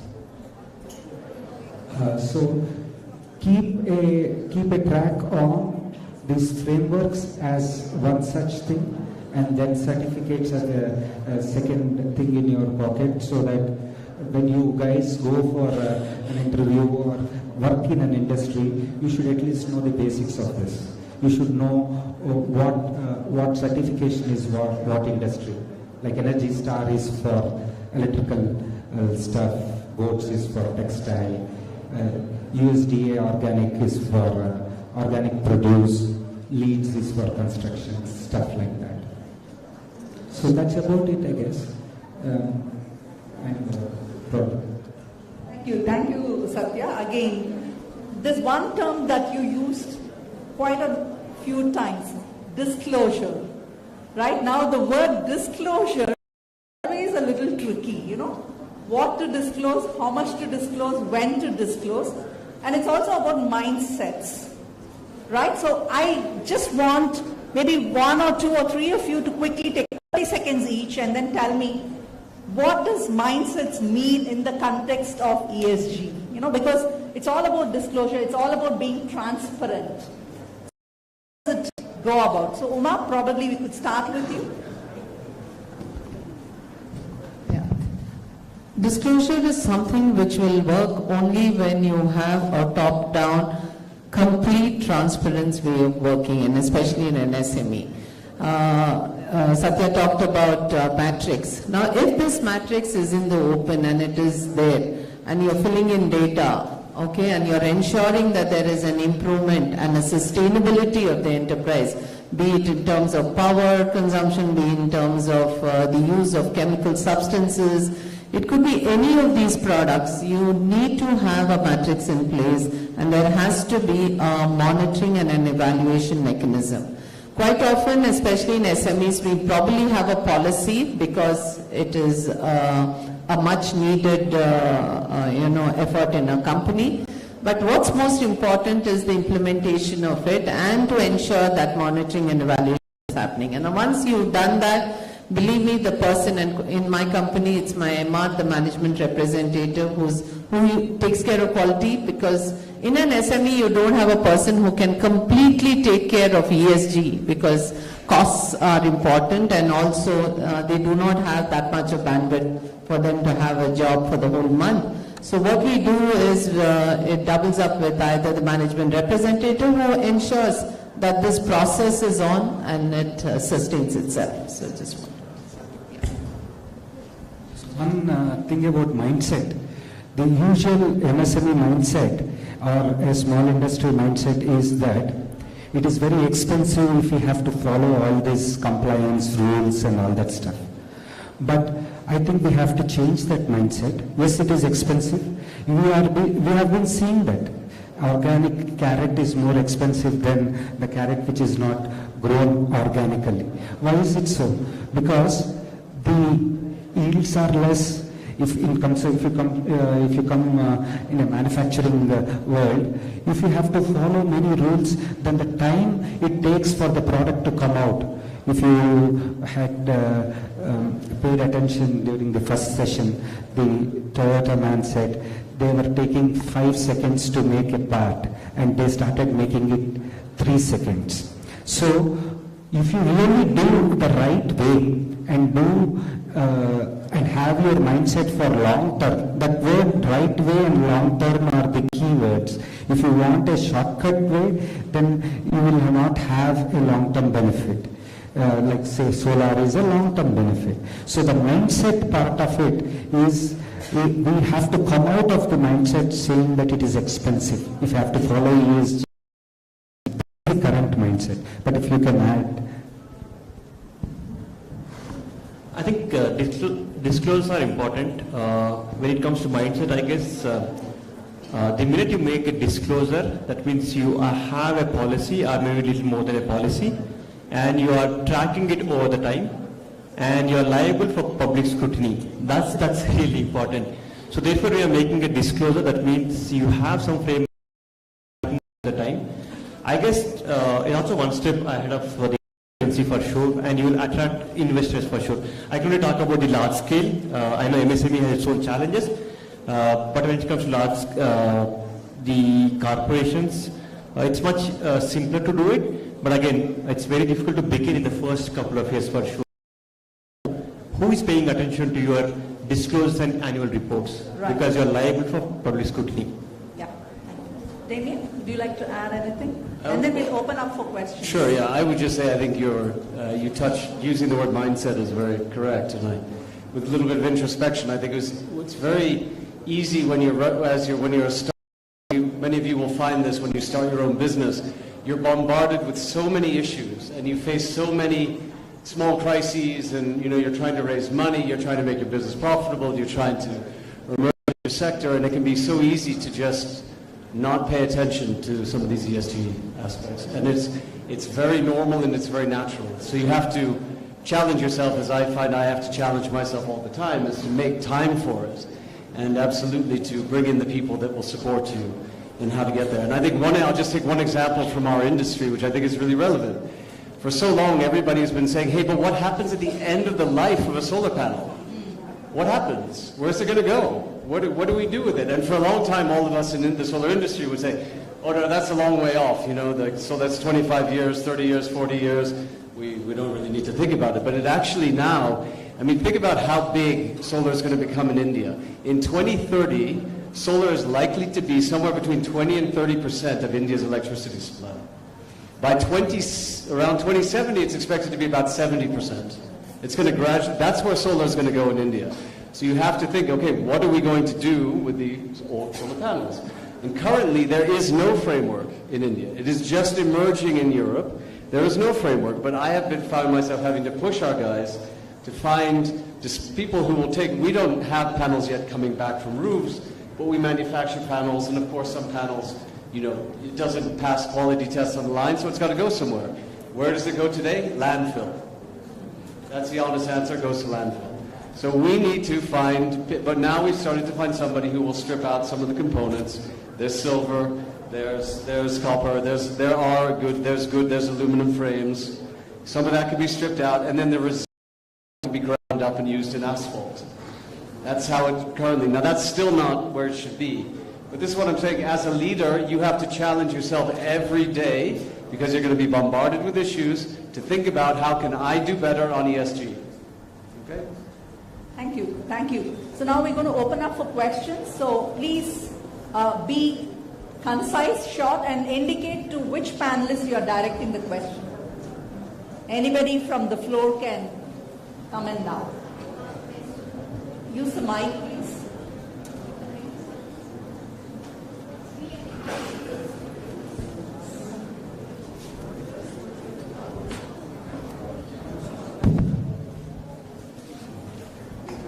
Dr. Indu, thank you, Uma, Damien, Nirbhay, and Mr. Satya.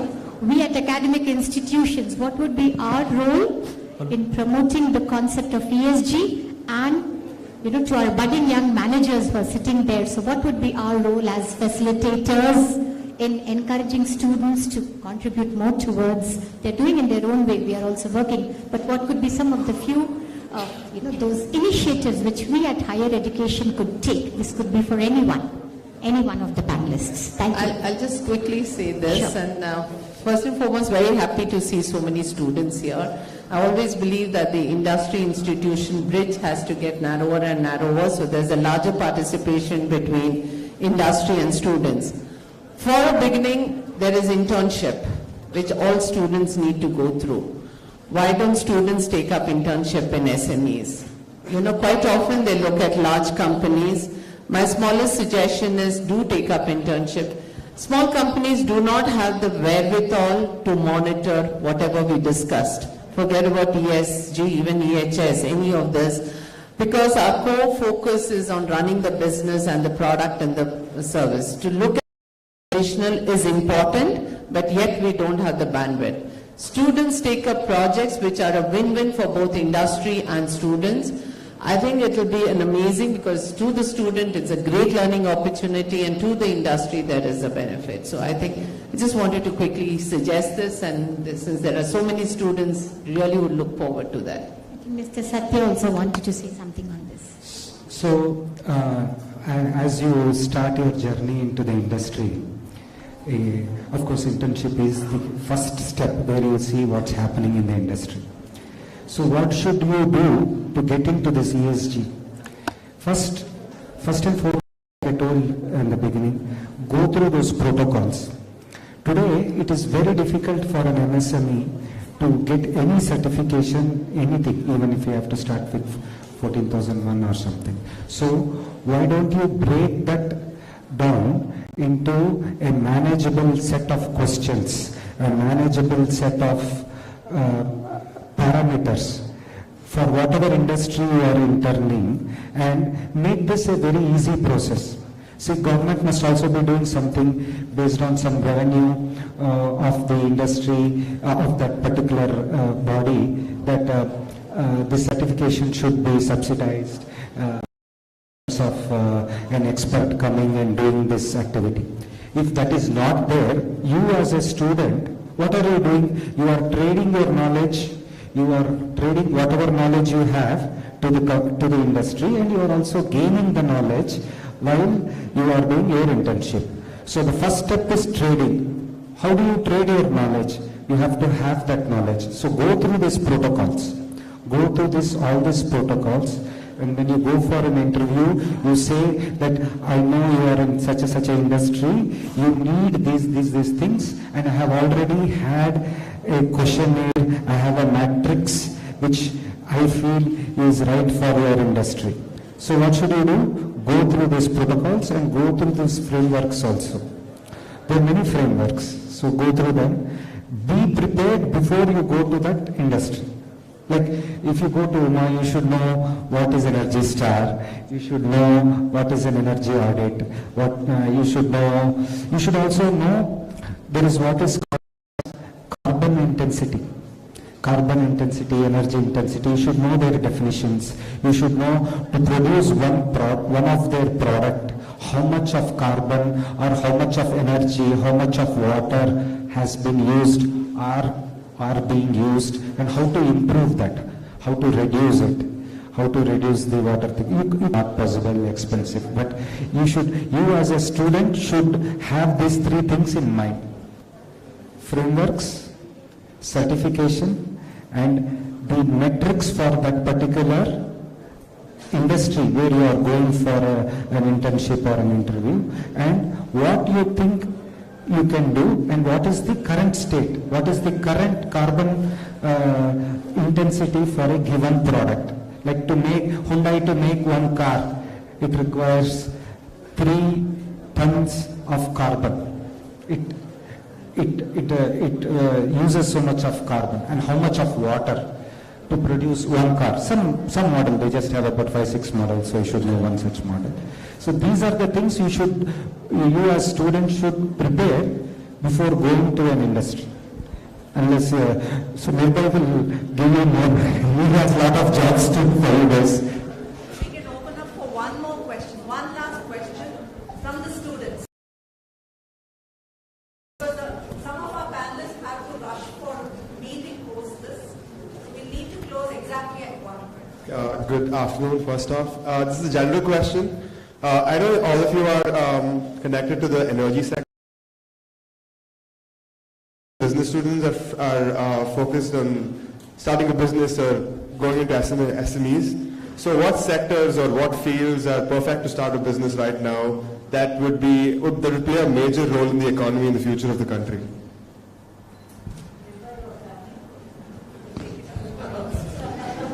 Well, I'm very biased, right? So, but there are a lot of. I mean, if you're talking about energy, it's not just solar. It's energy as a whole, right? So it can be on the software side of energy. So monitoring is a big part of what you see now. A lot of spin-out companies on the monitoring side. It can be what I mentioned earlier on recycling. So I think you can look at an industry like energy, and you'll find within it, if renewables or energy efficiency, those are your two core sectors that have to do with the energy transition and reducing carbon emissions. In all of those, you'll find solar, you'll find wind and energy efficiency, you'll find appliances, you'll find industrial applications. look at all of those. You know, and then you have to follow your heart on what you find most interesting. But and then look both at you have to look at the software side, look at the hardware side. There's both of those. And then there's, of course, even the consulting side and the services side. So you'll find, just break it down. Break it down, and then you'll find that area that really ignites your passion. Make sure you do something you love. That's what I would also say. Don't just do it because we're saying so. Okay, thank you. Thanks to a fantastic panel. I'm going to use the moderator's prerogative to just kind of tie up things in less than a minute. Okay, so as you heard, what's emerging clearly for somebody who doesn't work in the space is that yes, ESG is a challenge, but it's kind of definitely opening up a lot of opportunities for the businesses as well, and even for people who are waiting to get into the field. For instance, students like you. There are something that's coming out clean and clear is that gone are the days when you can think about things in silos. You need to apply a systems thinking. Start connecting the dots. I think that's the most important message of this panel. Yes, you need to be able to kind of look at the business, but at the same time, what does it mean for environment? What does it mean from the social angle? What does it mean from a governance perspective? It could be gender, it could be the organizational profile, a whole bunch of things. It could also mean that you stop looking at short-term gains, but focusing on long-term outcomes as well. Both are important, but have a clear plan where you're looking at short, medium, and long-term objectives, goals, outcomes. So be able to connect the dots. I think if there is a key message that as students I want you all to carry back is start looking at things in its totality. You may be looking at just one piece of the story, but then you might be missing something very, very big, which could throw up surprises if you are not cognizant of it. So I'm going to stop here and thank you very much for roping me in to moderate this panel. I really enjoyed, and thank you to all my great panelists.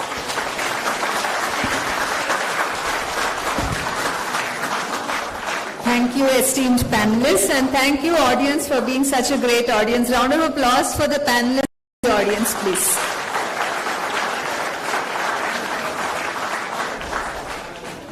The panel discussion covered a myriad of topics, myriad discussions. So the genesis of ESG, innovation in selling the idea of ESG to SMEs, I think that's a great innovation. I mean, coming up with a finance aspect or finance option for companies to actually invest in an ESG or a solar panel. That's actually, I would run innovation process. Certification and frameworks, ways and means of bringing in sustainability to enterprises, need for reworking the mindset, digital aspects of the ESG compliance, and what are the challenges that lie ahead for the leaders. I think all these aspects were touched upon very, very effectively. Thank you panelists for doing such a wonderful session here for all of us. May I now coming to the conclusion of the discussion, may I now request Dr. Savita Rani to felicitate Mr. Satya Madela for being part of the panel discussion.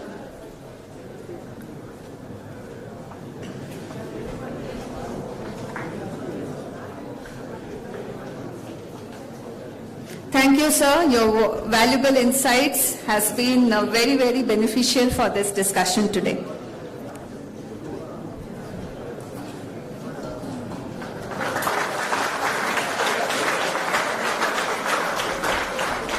May I request Dr. Padmaja to please come on the dais to felicitate Mrs. Uma Reddy.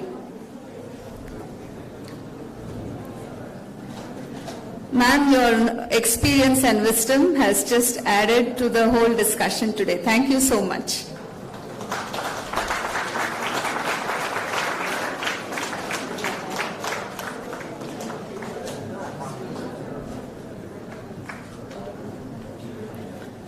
request Dr. Punarjit sir to please come up, felicitate Mr. Damien Miller.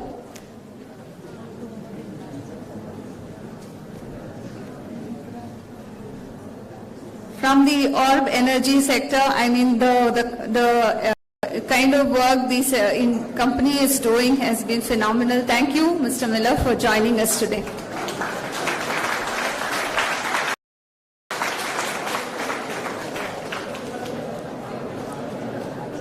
May I request Dr. Swati Basu ma'am to please come up and felicitate Mr. Nirbhay Lumbe for raising invaluable insights during the panel discussion.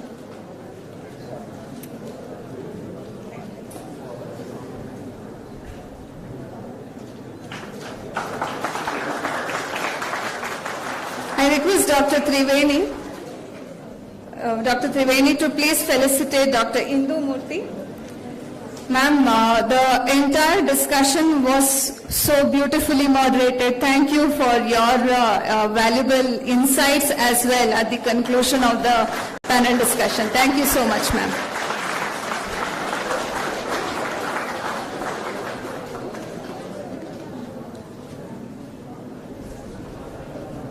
The whole program I hope, has been enriching and enlightening to all the students here. We could see good number of students taking.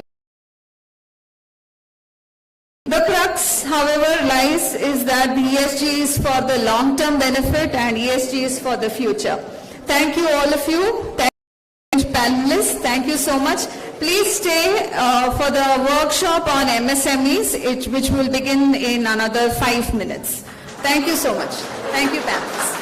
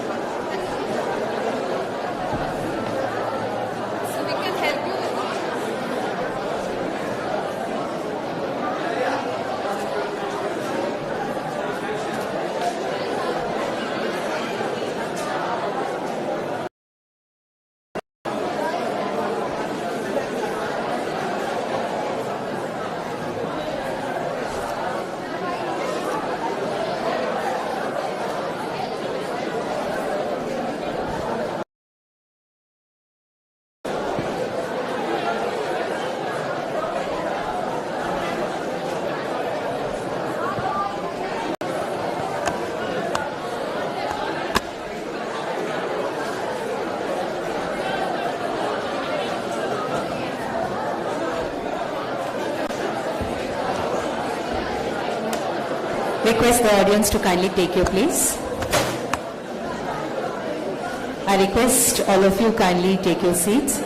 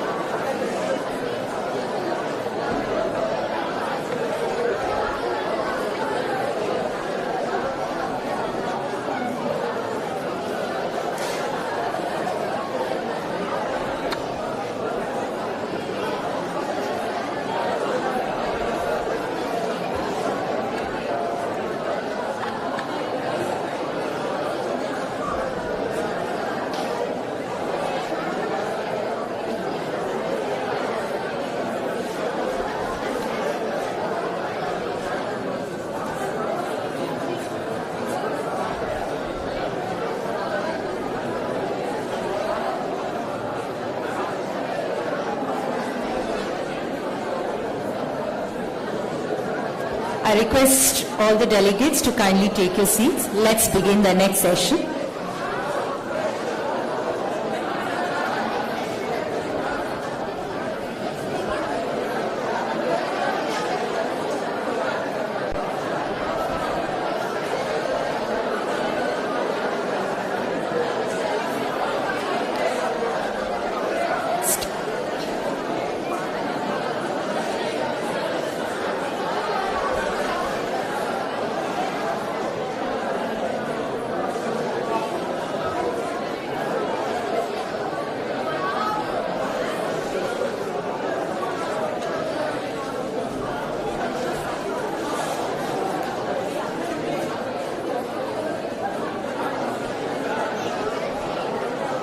Good afternoon, one and all. I request the audience to kindly maintain silence. Good afternoon, one and all.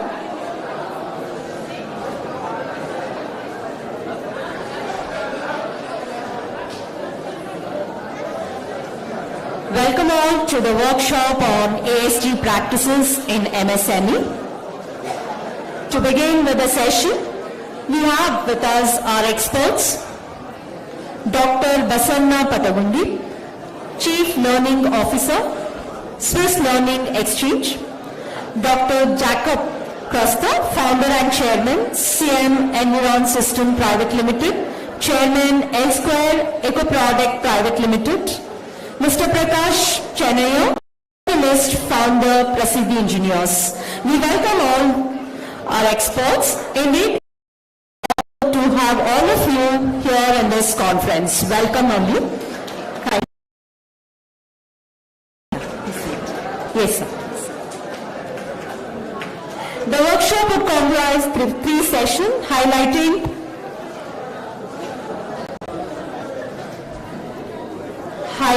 the ESGs and their importance, followed with concluding remarks and Q&A session. So let's commence the workshop with the first session by Dr. Basanna Patagundi. Before that, I would like to introduce Dr. Basanna S. Patagundi. He's an MBA and PhD in management with close to 2 decades of industry academic global teaching experience in India, USA and East Africa. His area of interest are sustainable development, application of analytics, technology management, strategic management. He was a visiting professor at Marshall University, USA and also in Tanzania. He was instrumental in setting up of Community Social Impact Hub at Cambridge Institute of Technology. In his current role as Chief Officer at Swiss Learning Exchange, he is responsible to set up SDG Plus Academy, through which course and programs is sustainable development is being quotient and sustainability skills framework. So we are really honored to have you with us and we welcome you, sir. Now I request Ms. Rajashri to kindly hand over a sapling as a gesture. Welcome gesture.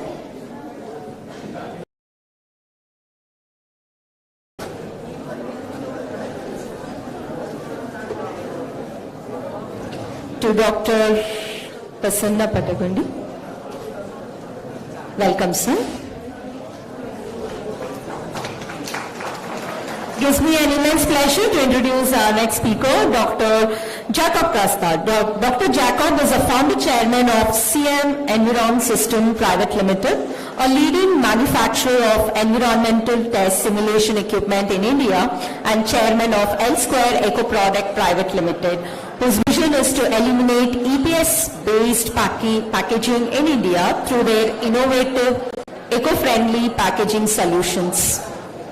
Taking his first step as an entrepreneur in 1981, he has started CM Equipment and Instrument Private Limited. Dr. Jacob seized an opportunity and led its transformation into CM Environ Systems, which is now a globally recognized environment test equipment manufacturer, competing with international gains in the space. Seeing the potential of sustainable packaging, he acquired L Square Eco Product to ensure he was part of his journey to transform the packaging industry. He is a distinguished member of MSME industry, holding notable position in various government industries and trade bodies. He was conferred the doctorate honorary doctorate in recognition of his entrepreneurial journey and his service to the MSME industry nationwide. So we welcome you, sir. May I now request Mr. Niranjan to hand over the sapling as a gesture of welcome. So please do the honors. Welcome you, sir. Thank you.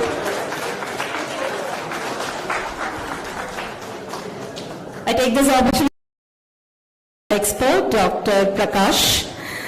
Mr. Prakash Chennaiya was born with a family in Bangalore and as a mix. Mr. Prakash understands the essence of sustenance, knowledge and hard work.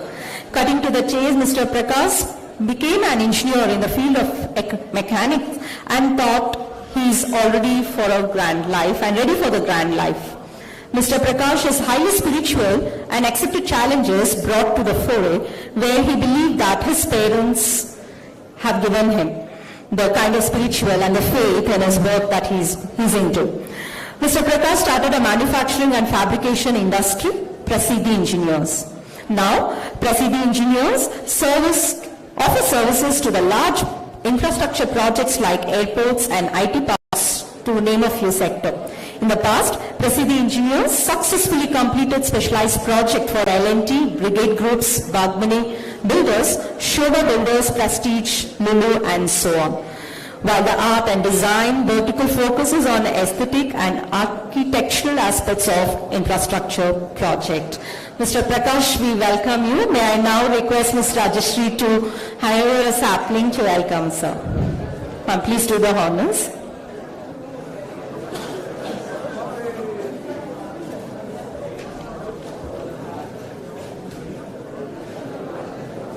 Thank you, ma'am. Nice, sir.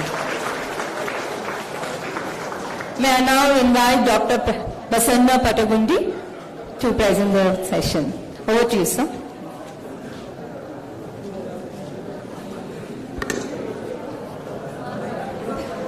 All right, good afternoon. All three of us are at a challenging spot now, right? The time is 1:15, just before the lunch break, right? Most of you are on empty stomach, so we will try to, do our best to ensure that there is some food for thought so that you can stop thinking about food for your stomach or food for your tummy, right? Keeping the time constraint in mind, I know in the Indian context, MSME is always challenged with constraints. And today we are in this workshop, again constrained with the time. We will do our best to ensure that within the short period of time, we will try to conclude this workshop. What I have planned in my session, and again I'm cutting it short, the first part I'm going to sort of Q&A to begin with, right? There are standard questions, about 4 or 5, I'll try to skip a few of them. Since this is a workshop mode, obviously we want you to get engaged in the interaction, right? Post that, I will briefly talk about sustainability, why sustainability is important, where we are when it comes to sustainability, and why are we thinking about ESG. And then towards the end, there are some activities. Probably I will leave the QR codes with the team here. They can pass it on to the participants and you can complete those 2 set of surveys. One is sustainability quotient, which we develop, which is a reflection of to what extent you know about sustainability and to what extent you practice that. To 12 minutes, so therefore I will not do that as part of this workshop. I will leave that QR code with you guys. And then how many of you are from MSMEs, the participants? Anybody from MSMEs? Yeah, few of them are there. So there's one sort of a quick survey questions kind of a thing which will help you to understand, look at ESG. What are the basic questions that you need to answer? So that also, I have a QR code, I will leave it with you. You can have a look at it and fill it whenever you find time. That's the whole plan of my session, followed by, we have the MSME leaders as part of this workshop. They will share their thoughts, experiences, which are more pragmatic in nature because they are facing them on day-to-day basis. Right? So that's the overall plan. Hopefully all of you will be able to participate in the discussion. Right? So let me, I hope the screen is visible. So this is what I'm going to cover. As I said, I'll try to be conscious about the time and try to wind up at the earliest, right? So this is the first question to all of you. In fact, we do an extensive exercise, but the first question, maybe I will read it for the benefit of all of you. You need to get your daily workout for the day, right? Which option below would you have the least impact on the environment, you think, right? First is going to the gym. Second option is running on a treadmill at home. Third one is heading to the park for a quick run or a walk. And then the fourth one is exercise at home using fitness equipments. How many of you would prefer to do the first one, which is going to the gym? Raise your hands firmly so that I can see them. Right? Okay, all right. Second one, running on a treadmill at home. No one? Okay. Heading to the park for a quick, wow. Is that really true, or just for the sake of raising your hands you're raising? All right. Last one. Exercise at home using fitness equipments. Right? Okay. Out of these four options, which one do you think is more environment friendly?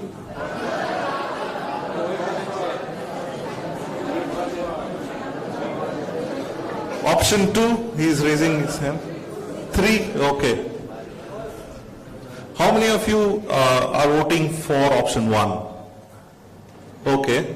You think going to the gym, it's more helpful, least impact to the environment? Few hands are going up, that's fine. How many of you would vote for the second option, which is running on a treadmill? No one? Okay. Okay, you anything. You walk, let's say, you walk to the gym. Right? But third one, how many of you would vote for the third one? Great. Fourth one? Okay, few of you. But I think when it comes to the impact to the environment, majority of you have raised your hands. Even as an option, when I asked you how many of you do it, I hope really you guys do it, because a lot of hands went up. And the second part is on the impact part of it. It's straightforward, simple, right?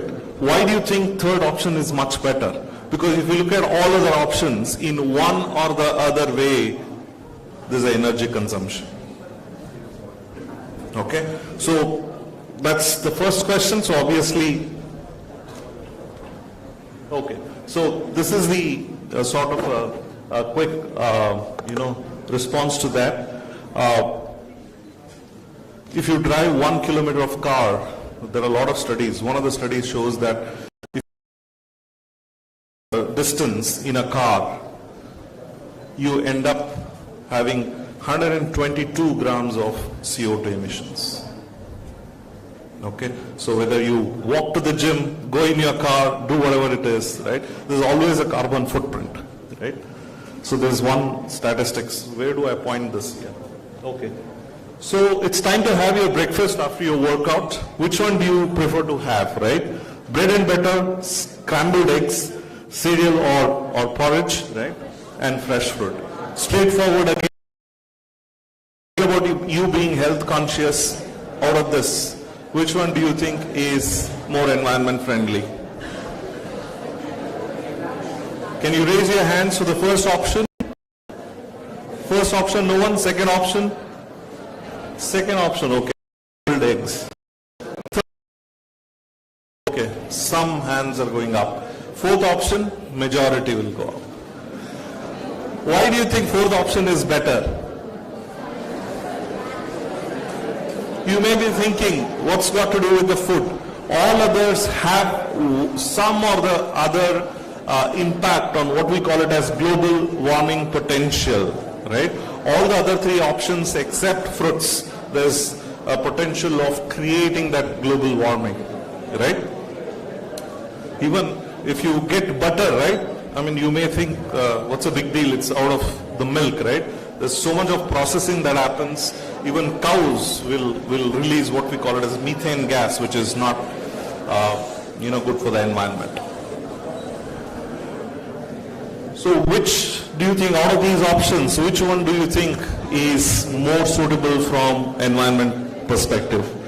Wearing a jeans, nylon shirt, linen suit, and polyester shirt. Which one do you think is more appropriate? Linen and or cotton. Rest of the things, again, there's an impact to the environment, right? These are simple things that we encounter on a day-to-day basis. The reason why these are the things that we should be cautious as well as conscious about what using and how we are using, right? The last question, or last but one, is can you guess how many liters are used to make a pair of jeans? How many of you are wearing jeans, by the way, today? Okay. Any guesses how many liters? There are multiple statistics. 7,500 liters, right? So I think about 6 or 7 hands went up. So we have consumed about 50 to 60,000 liters of water to make that pair of jeans in this, participants. Okay, last question. Maybe I'll skip this because I'm going to cover this as part of this presentation, right? So what is sustainability? I'll not go to the definition part of it, but why should we be worried about sustainability at the moment, right? And then I will come to a bit part of MSME there, right? So all of you, I'm sure, whenever you're discussing at home, one of the things that is commonly discussed is, look, the weather has changed. It never used to be so warm when I was growing up. We never saw floods the way in which we are seeing quite frequently these days. Right? So one of the reasons is there's a climate change that all of us are seeing this.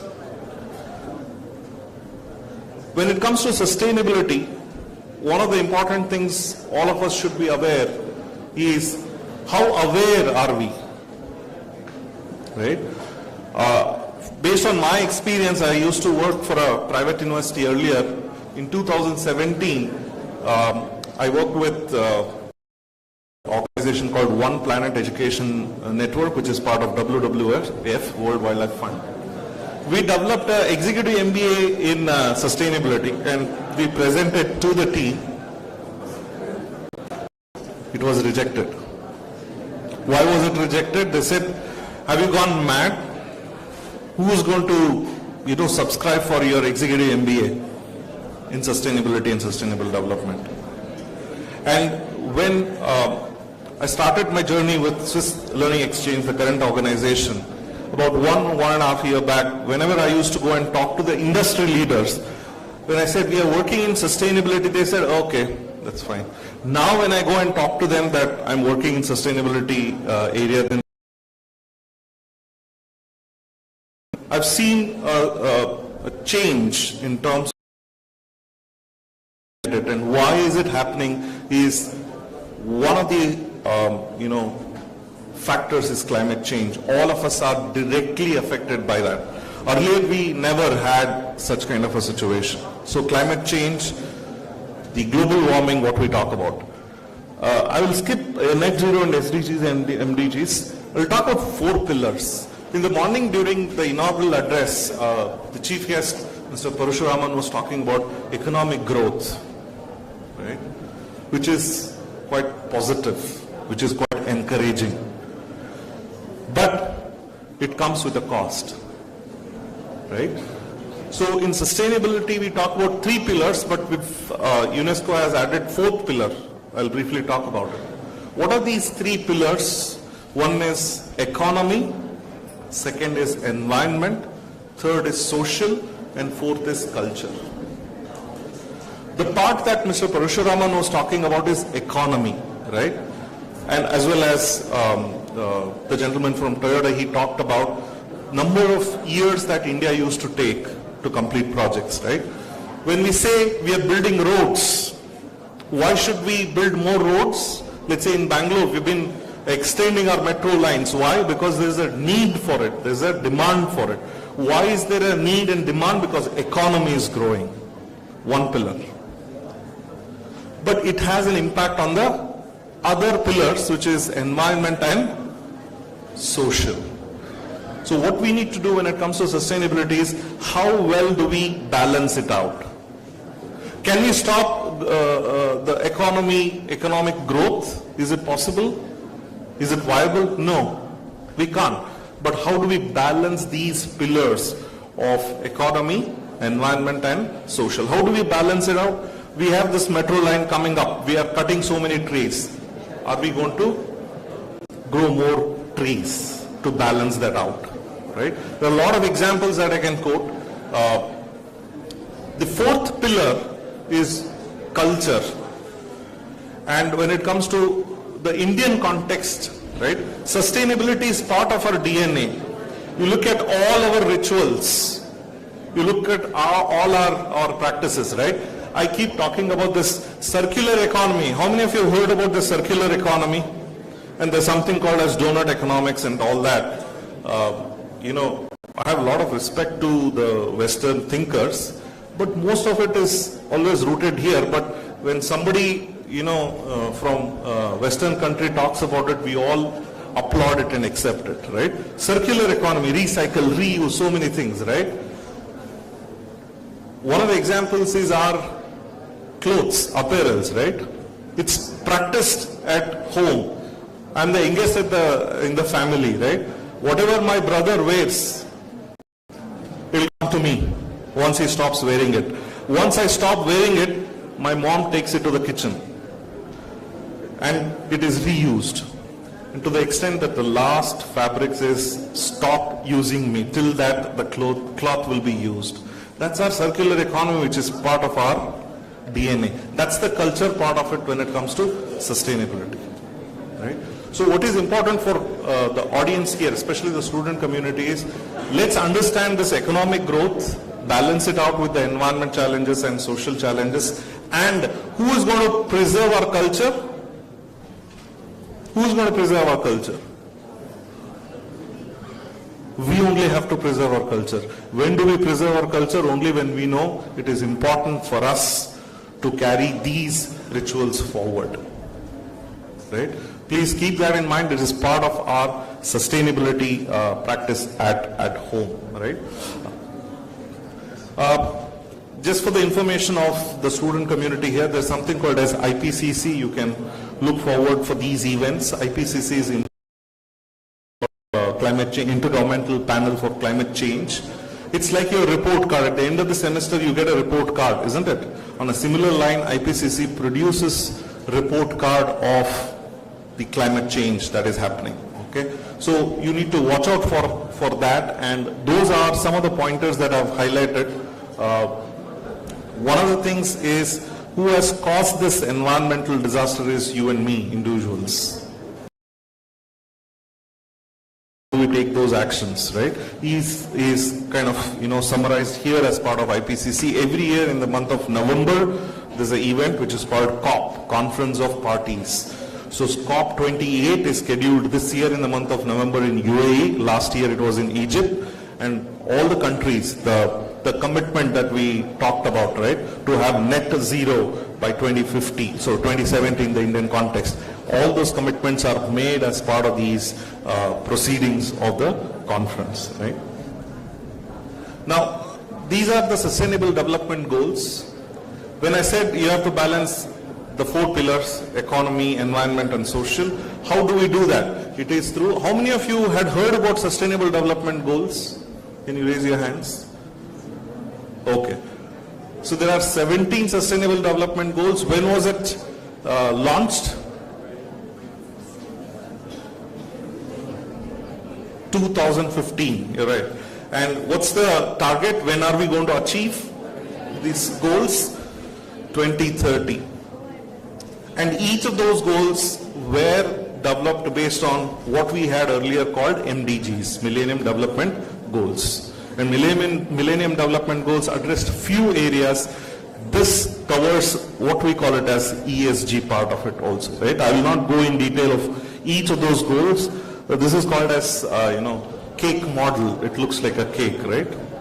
So you have E part, S part, and governance part to some extent addressed, right? So the whole thing is divided, all the 17 goals. Each of the goals have certain targets. There are 169 targets that the entire globe has to achieve by the year 2030. In terms of the progress made, it is not quite encouraging. All of us have to come together to do that. Now, towards the end, let me skip to the ESG part from sustainability, because when I talk to anybody on sustainability, especially in the industry, they would equate sustainability with ESG, right? Why ESG? So the term ESG, sustainability has been there for a long time, but the term ESG was actually, coined for the first time in the year 2005 as part of a report published by United Nations. The then Secretary General Kofi Annan, and the title of the publication was, anybody knows about that? It's very catchy and I really like it. It's called Who Cares Wins. The title of the publication was Who Cares Wins. As part of that publication, and Kofi Annan, the then Secretary General of United Nations, asked financial institutions to prepare this report. Who means what? Who means at that time it was more of a financial institutions. Cares. Cares for what? Cares for environment. Cares for the social inclusion at that time. Cares for how transparent are we. Right? But ESG, as such, though it was started in 2005, it takes a lot of time for everybody to realize, right? One, you make it as an option, right? For instance, all the students, whosoever comes to the class on time, there is no reward, isn't it? The moment today institution decides that, look, if you come, pay a fine of, let's say 500 rupees, what will happen? Everyone will come on time just to avoid penalty, isn't it? On a similar lines, why are we talking about ESG now is because the saying if ESG compliant, I am not going to give you money. I am not going to invest. You need to, we talked about disclosure, we talked about compliance, we talked about standards, frameworks. So investors are expecting the organizations to ensure that ESG compliance is there. And how do we drive it? Though it was started in 2005, when the investors said, I'm not going to invest money, that is when everybody became little more alert, and then they are, looking at ESG part.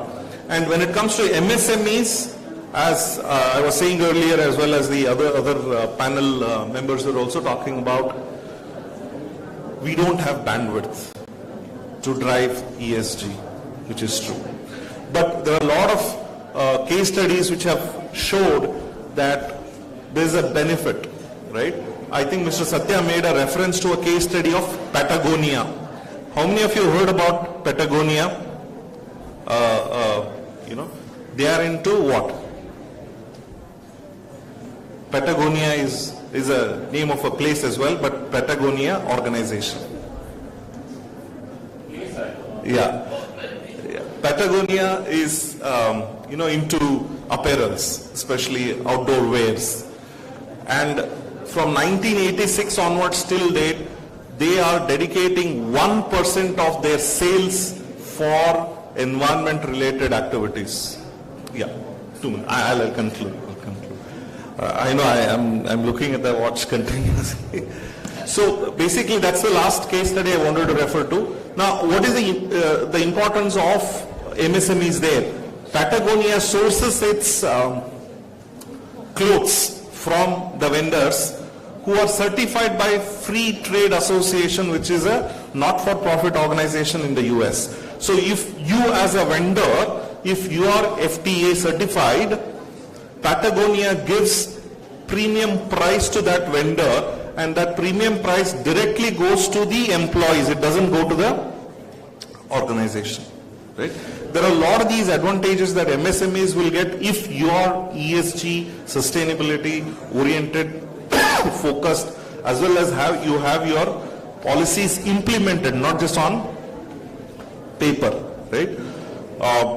Recent ban on plastics will definitely affect MSMEs. Therefore, how conscious you are in terms of what you're operating and how sustainable you can be, right? So there are a lot of these standards that we talked about earlier. As I said, I'm going to leave those QR codes. This is one of the QR code. I will share it with the team. And this is a form. I will leave it with the organizers. If you're able to fill this form, you will be able to understand what ESG means to you as an MSME. There are a lot of factors which are part of E, S, and G. We've tried to condense that in few questions. If you are able to answer them, you'll be able to really look at what are those components as such. Right? So with this, let me stop before the organizers throw me out of this hall for exceeding my time limit. Maybe if you have any questions, either we can take it now or later offline. Right? With this, with this, let me conclude my sort of a talk, and let me hand it over to Dr. Jacob to share his experiences. Thank you.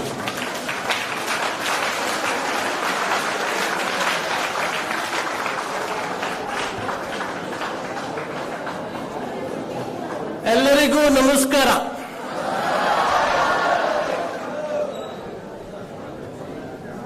ನಿಮಗೆ ಹೊಟ್ಟೆ ಹಸಿದಾಗ ನಾನು ಏನಾದರೂ ಹೇಳಿದರೆ ತಲೆಗೆ ಹೋಗುತ್ತಾ? ಒಂದು ಕೆಲಸ ಮಾಡಿ, ಒಂದು ಒಳ್ಳೆಯ ವಿಷಯ will create. Okay? So just listen to me for a few minutes. Let me take you to the future. The world of future. Where your future lies in that world. Okay? Fine. Now I have to talk about MSME. And you are going to be maybe employed in an MSME. But do you all know that? How many MSMEs are in our country? 6.3 crores. Employed about 11 crores of employment. And 48% is the employment in MSME. 38% is the export from the MSME. 32% is the GDP that they've added to the economy.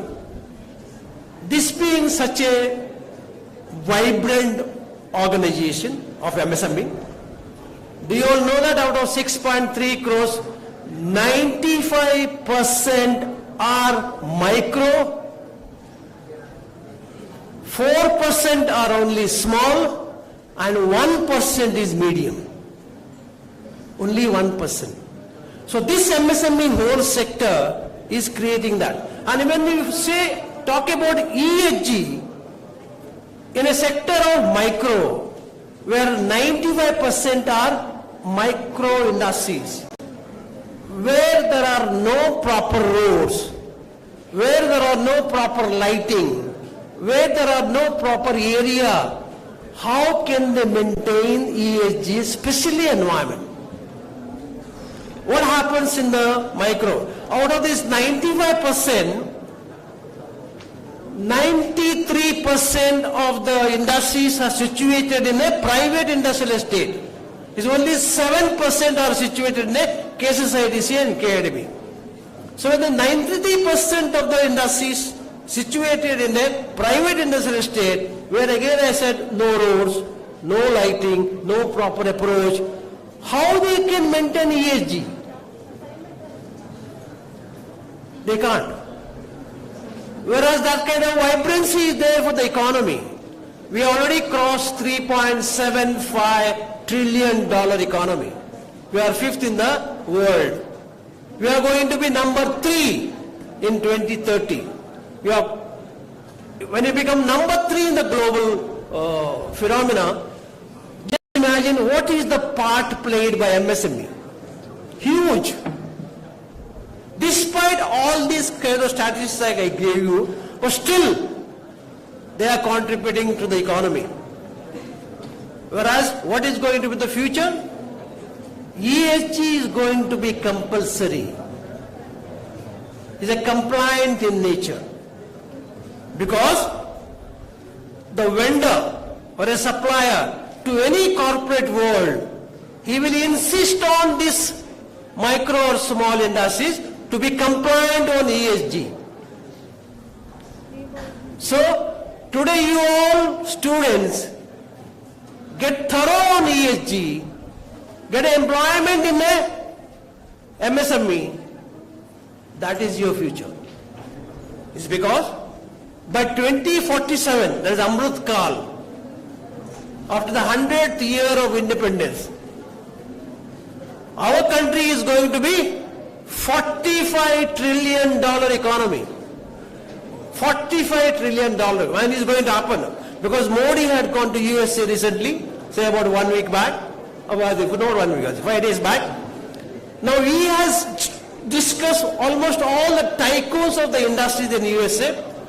People, those who have created economy in China, they are going to delink the investment from China and coming to India. For example, even semiconductor, EV, Tesla company never even thought about India. He is coming to India.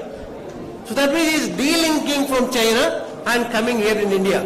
So it's a golden opportunity for you all. Getting ready. When you all know today maybe about say around the age of say 20, 21, when you become 40, 45, 20, 47, plenty of money in your hand. Get ready. Because you are going to go for $45 trillion economy. Probably it's going to be number 2 in the whole world after America. We are going to outbeat China. And that's the opportunity. Get ready for that opportunity. Get ready for the future. Learn certain things. And ESG is one of the factors. Get employed in MSME. Try to change what innovation you learn, what changes you can bring in MSME sector, where the entrepreneur himself is, or rather he could not do it. You as an youngster, with your thinking of digital thinking, if you can implement such kind of change in MSME with this kind of ESG, environment, social and governance, where an MSME can go forward for 2047 to reach that $45 trillion economy. You got your future, my dear students. You have the future. Get ready, get going. MSME is a you for the future. Thank you very much.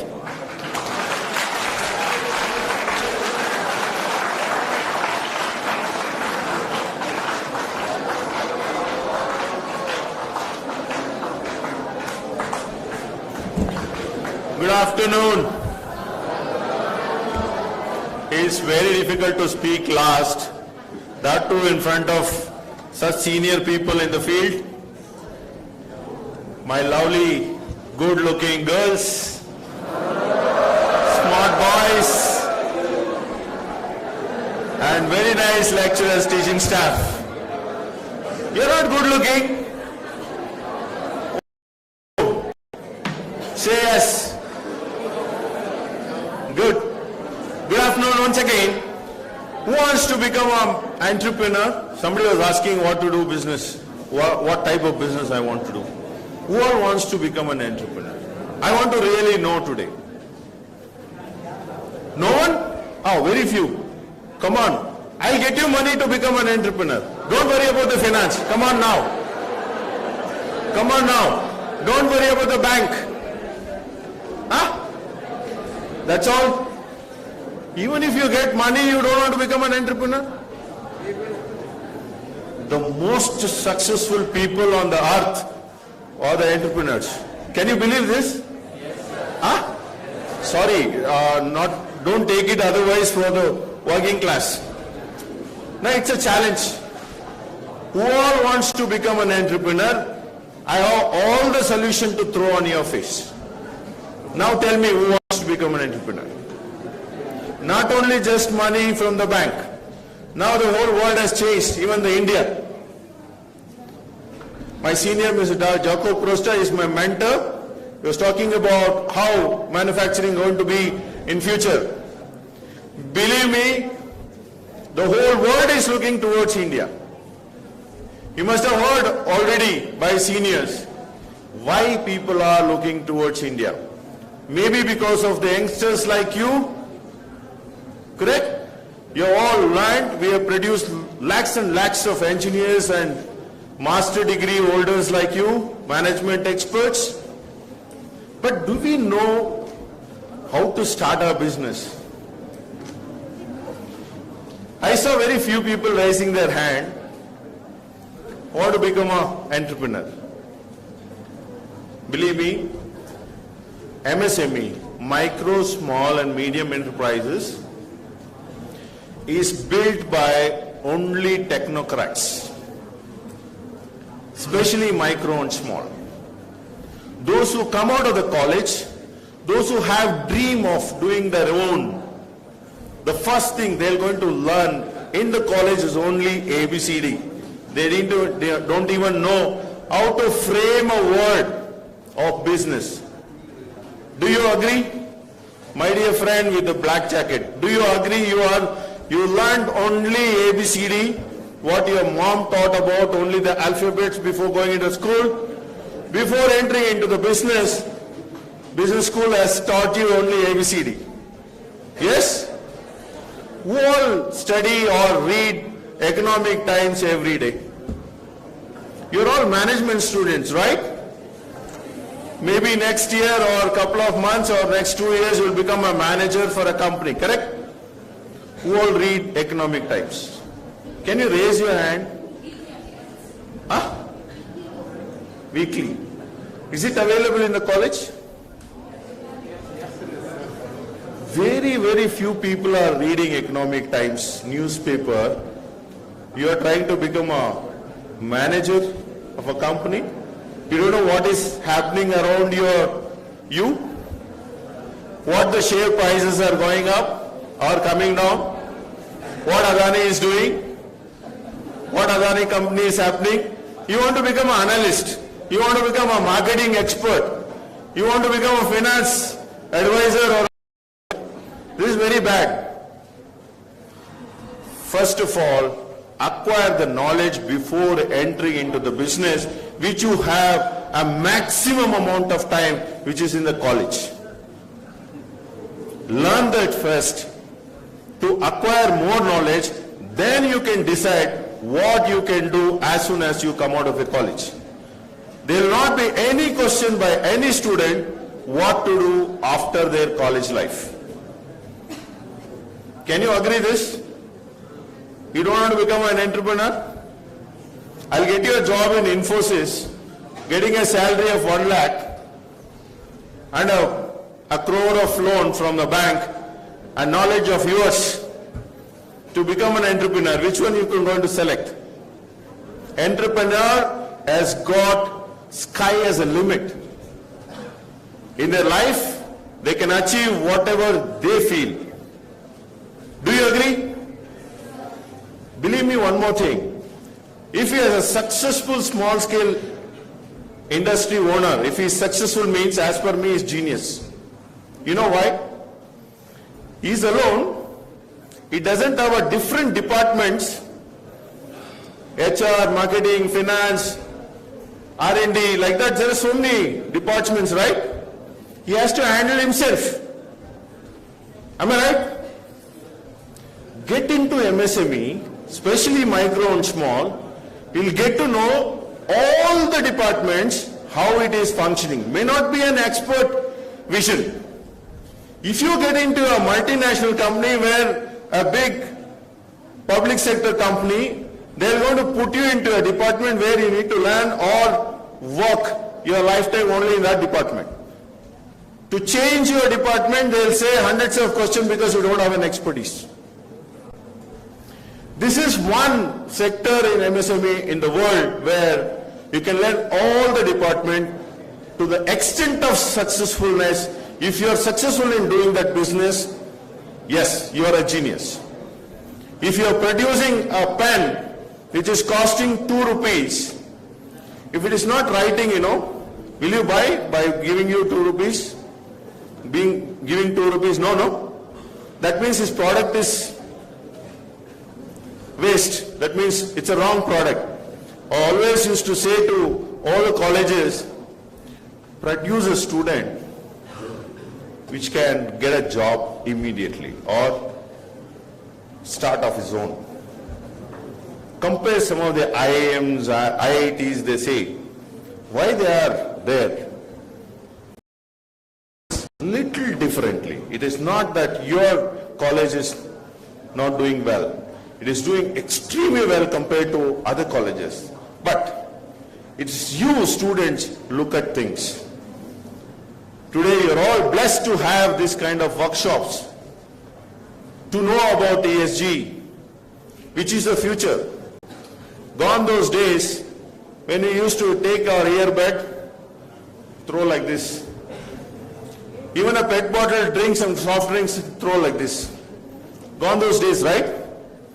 We have that at least get collected and put it in a dustbin. The next level is the person who is selling it, he will going to collect it back. Get this gist of what is ESG first of all. Again, I'll tell you, you're all blessed because when you get into a larger companies, they expect you to know a little about ESG. When we say the whole world is looking towards India for manufacturing, we have so much of abundance of resources to become a leader in manufacturing. When you get into manufacturing, we have all these issues. The raw material issues and disposing our waste. Gone those days, whatever you throw, it's a waste. That itself is as a product. Now there is an engineering, developing engineering in plastic, rubber, so-called waste. We used to see automobile industries, even a bus producing so much of exhaust in black in color. Can you see now? The transformation has happened because of ESG, because of global warming, or because of what Sir was talking about. The whole world wants to save our world, especially in the manufacturing industry. The big policies are coming in. Even in India, NGT is formed. Know about it when you are entering before itself. National Green Tribunal. You are getting a beating already. One of the industrial estate in Pina, it is the worst polluted area. See, look at this. Look at the impact of those polluting by an industry or so many other ways and means which is affecting on the business. Nobody will going to buy your product when you are manufacturing something if you are not compliant with as per the global standards. Of course, there is a cost involvement. You are the people at this right time to know how to attack all those things. If you don't know what is ESG, then what is the question of studying that more? People, you are going into a new world, new era of different manufacturing systems. Nowadays, the things are changing so dramatically, drastic changes is coming in, and the whole world is on your palm, where you can get this news, updation, all these things. If you're not reading that, gone. You're not in the race. That's the reason I asked you, Economic Times is more relevant to you people because you are into management. I'm not asking you about studying technical journals. At least study about the finance and economic journals which can update you in a larger extent what is happening around. If you don't do that, then you're going to miss the bus. By saying this, thank you very much for patient listening. Very sorry for the delay. I wanted to talk more about this. I request the management to give me another opportunity to have an interaction with the students sometime in future. I love to talk more on what is happening around them and around us. Thank you. Bye-bye.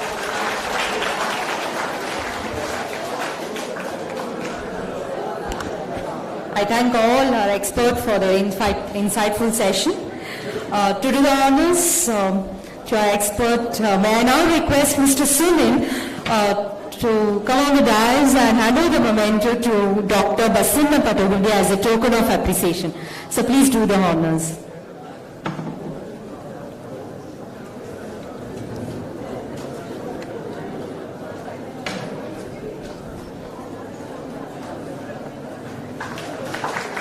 Thank you, sir. May I now invite Dr. Triveni to hand over the memento to Dr. Jacob as a token of appreciation.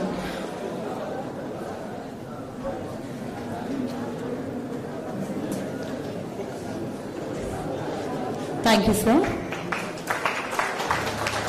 May I now request Dr. Arvind Reddy to kindly come over the dais and hand over the memento to Mr. Prakash Chennaiya as a token of appreciation. Thank you so much, sir.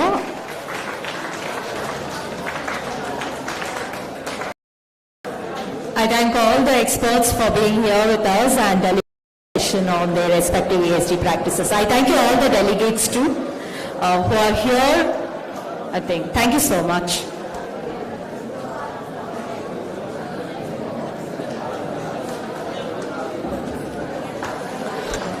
I request all the audience to kindly stand up as our dignitaries are leaving. Request all of you to join us for a lunch.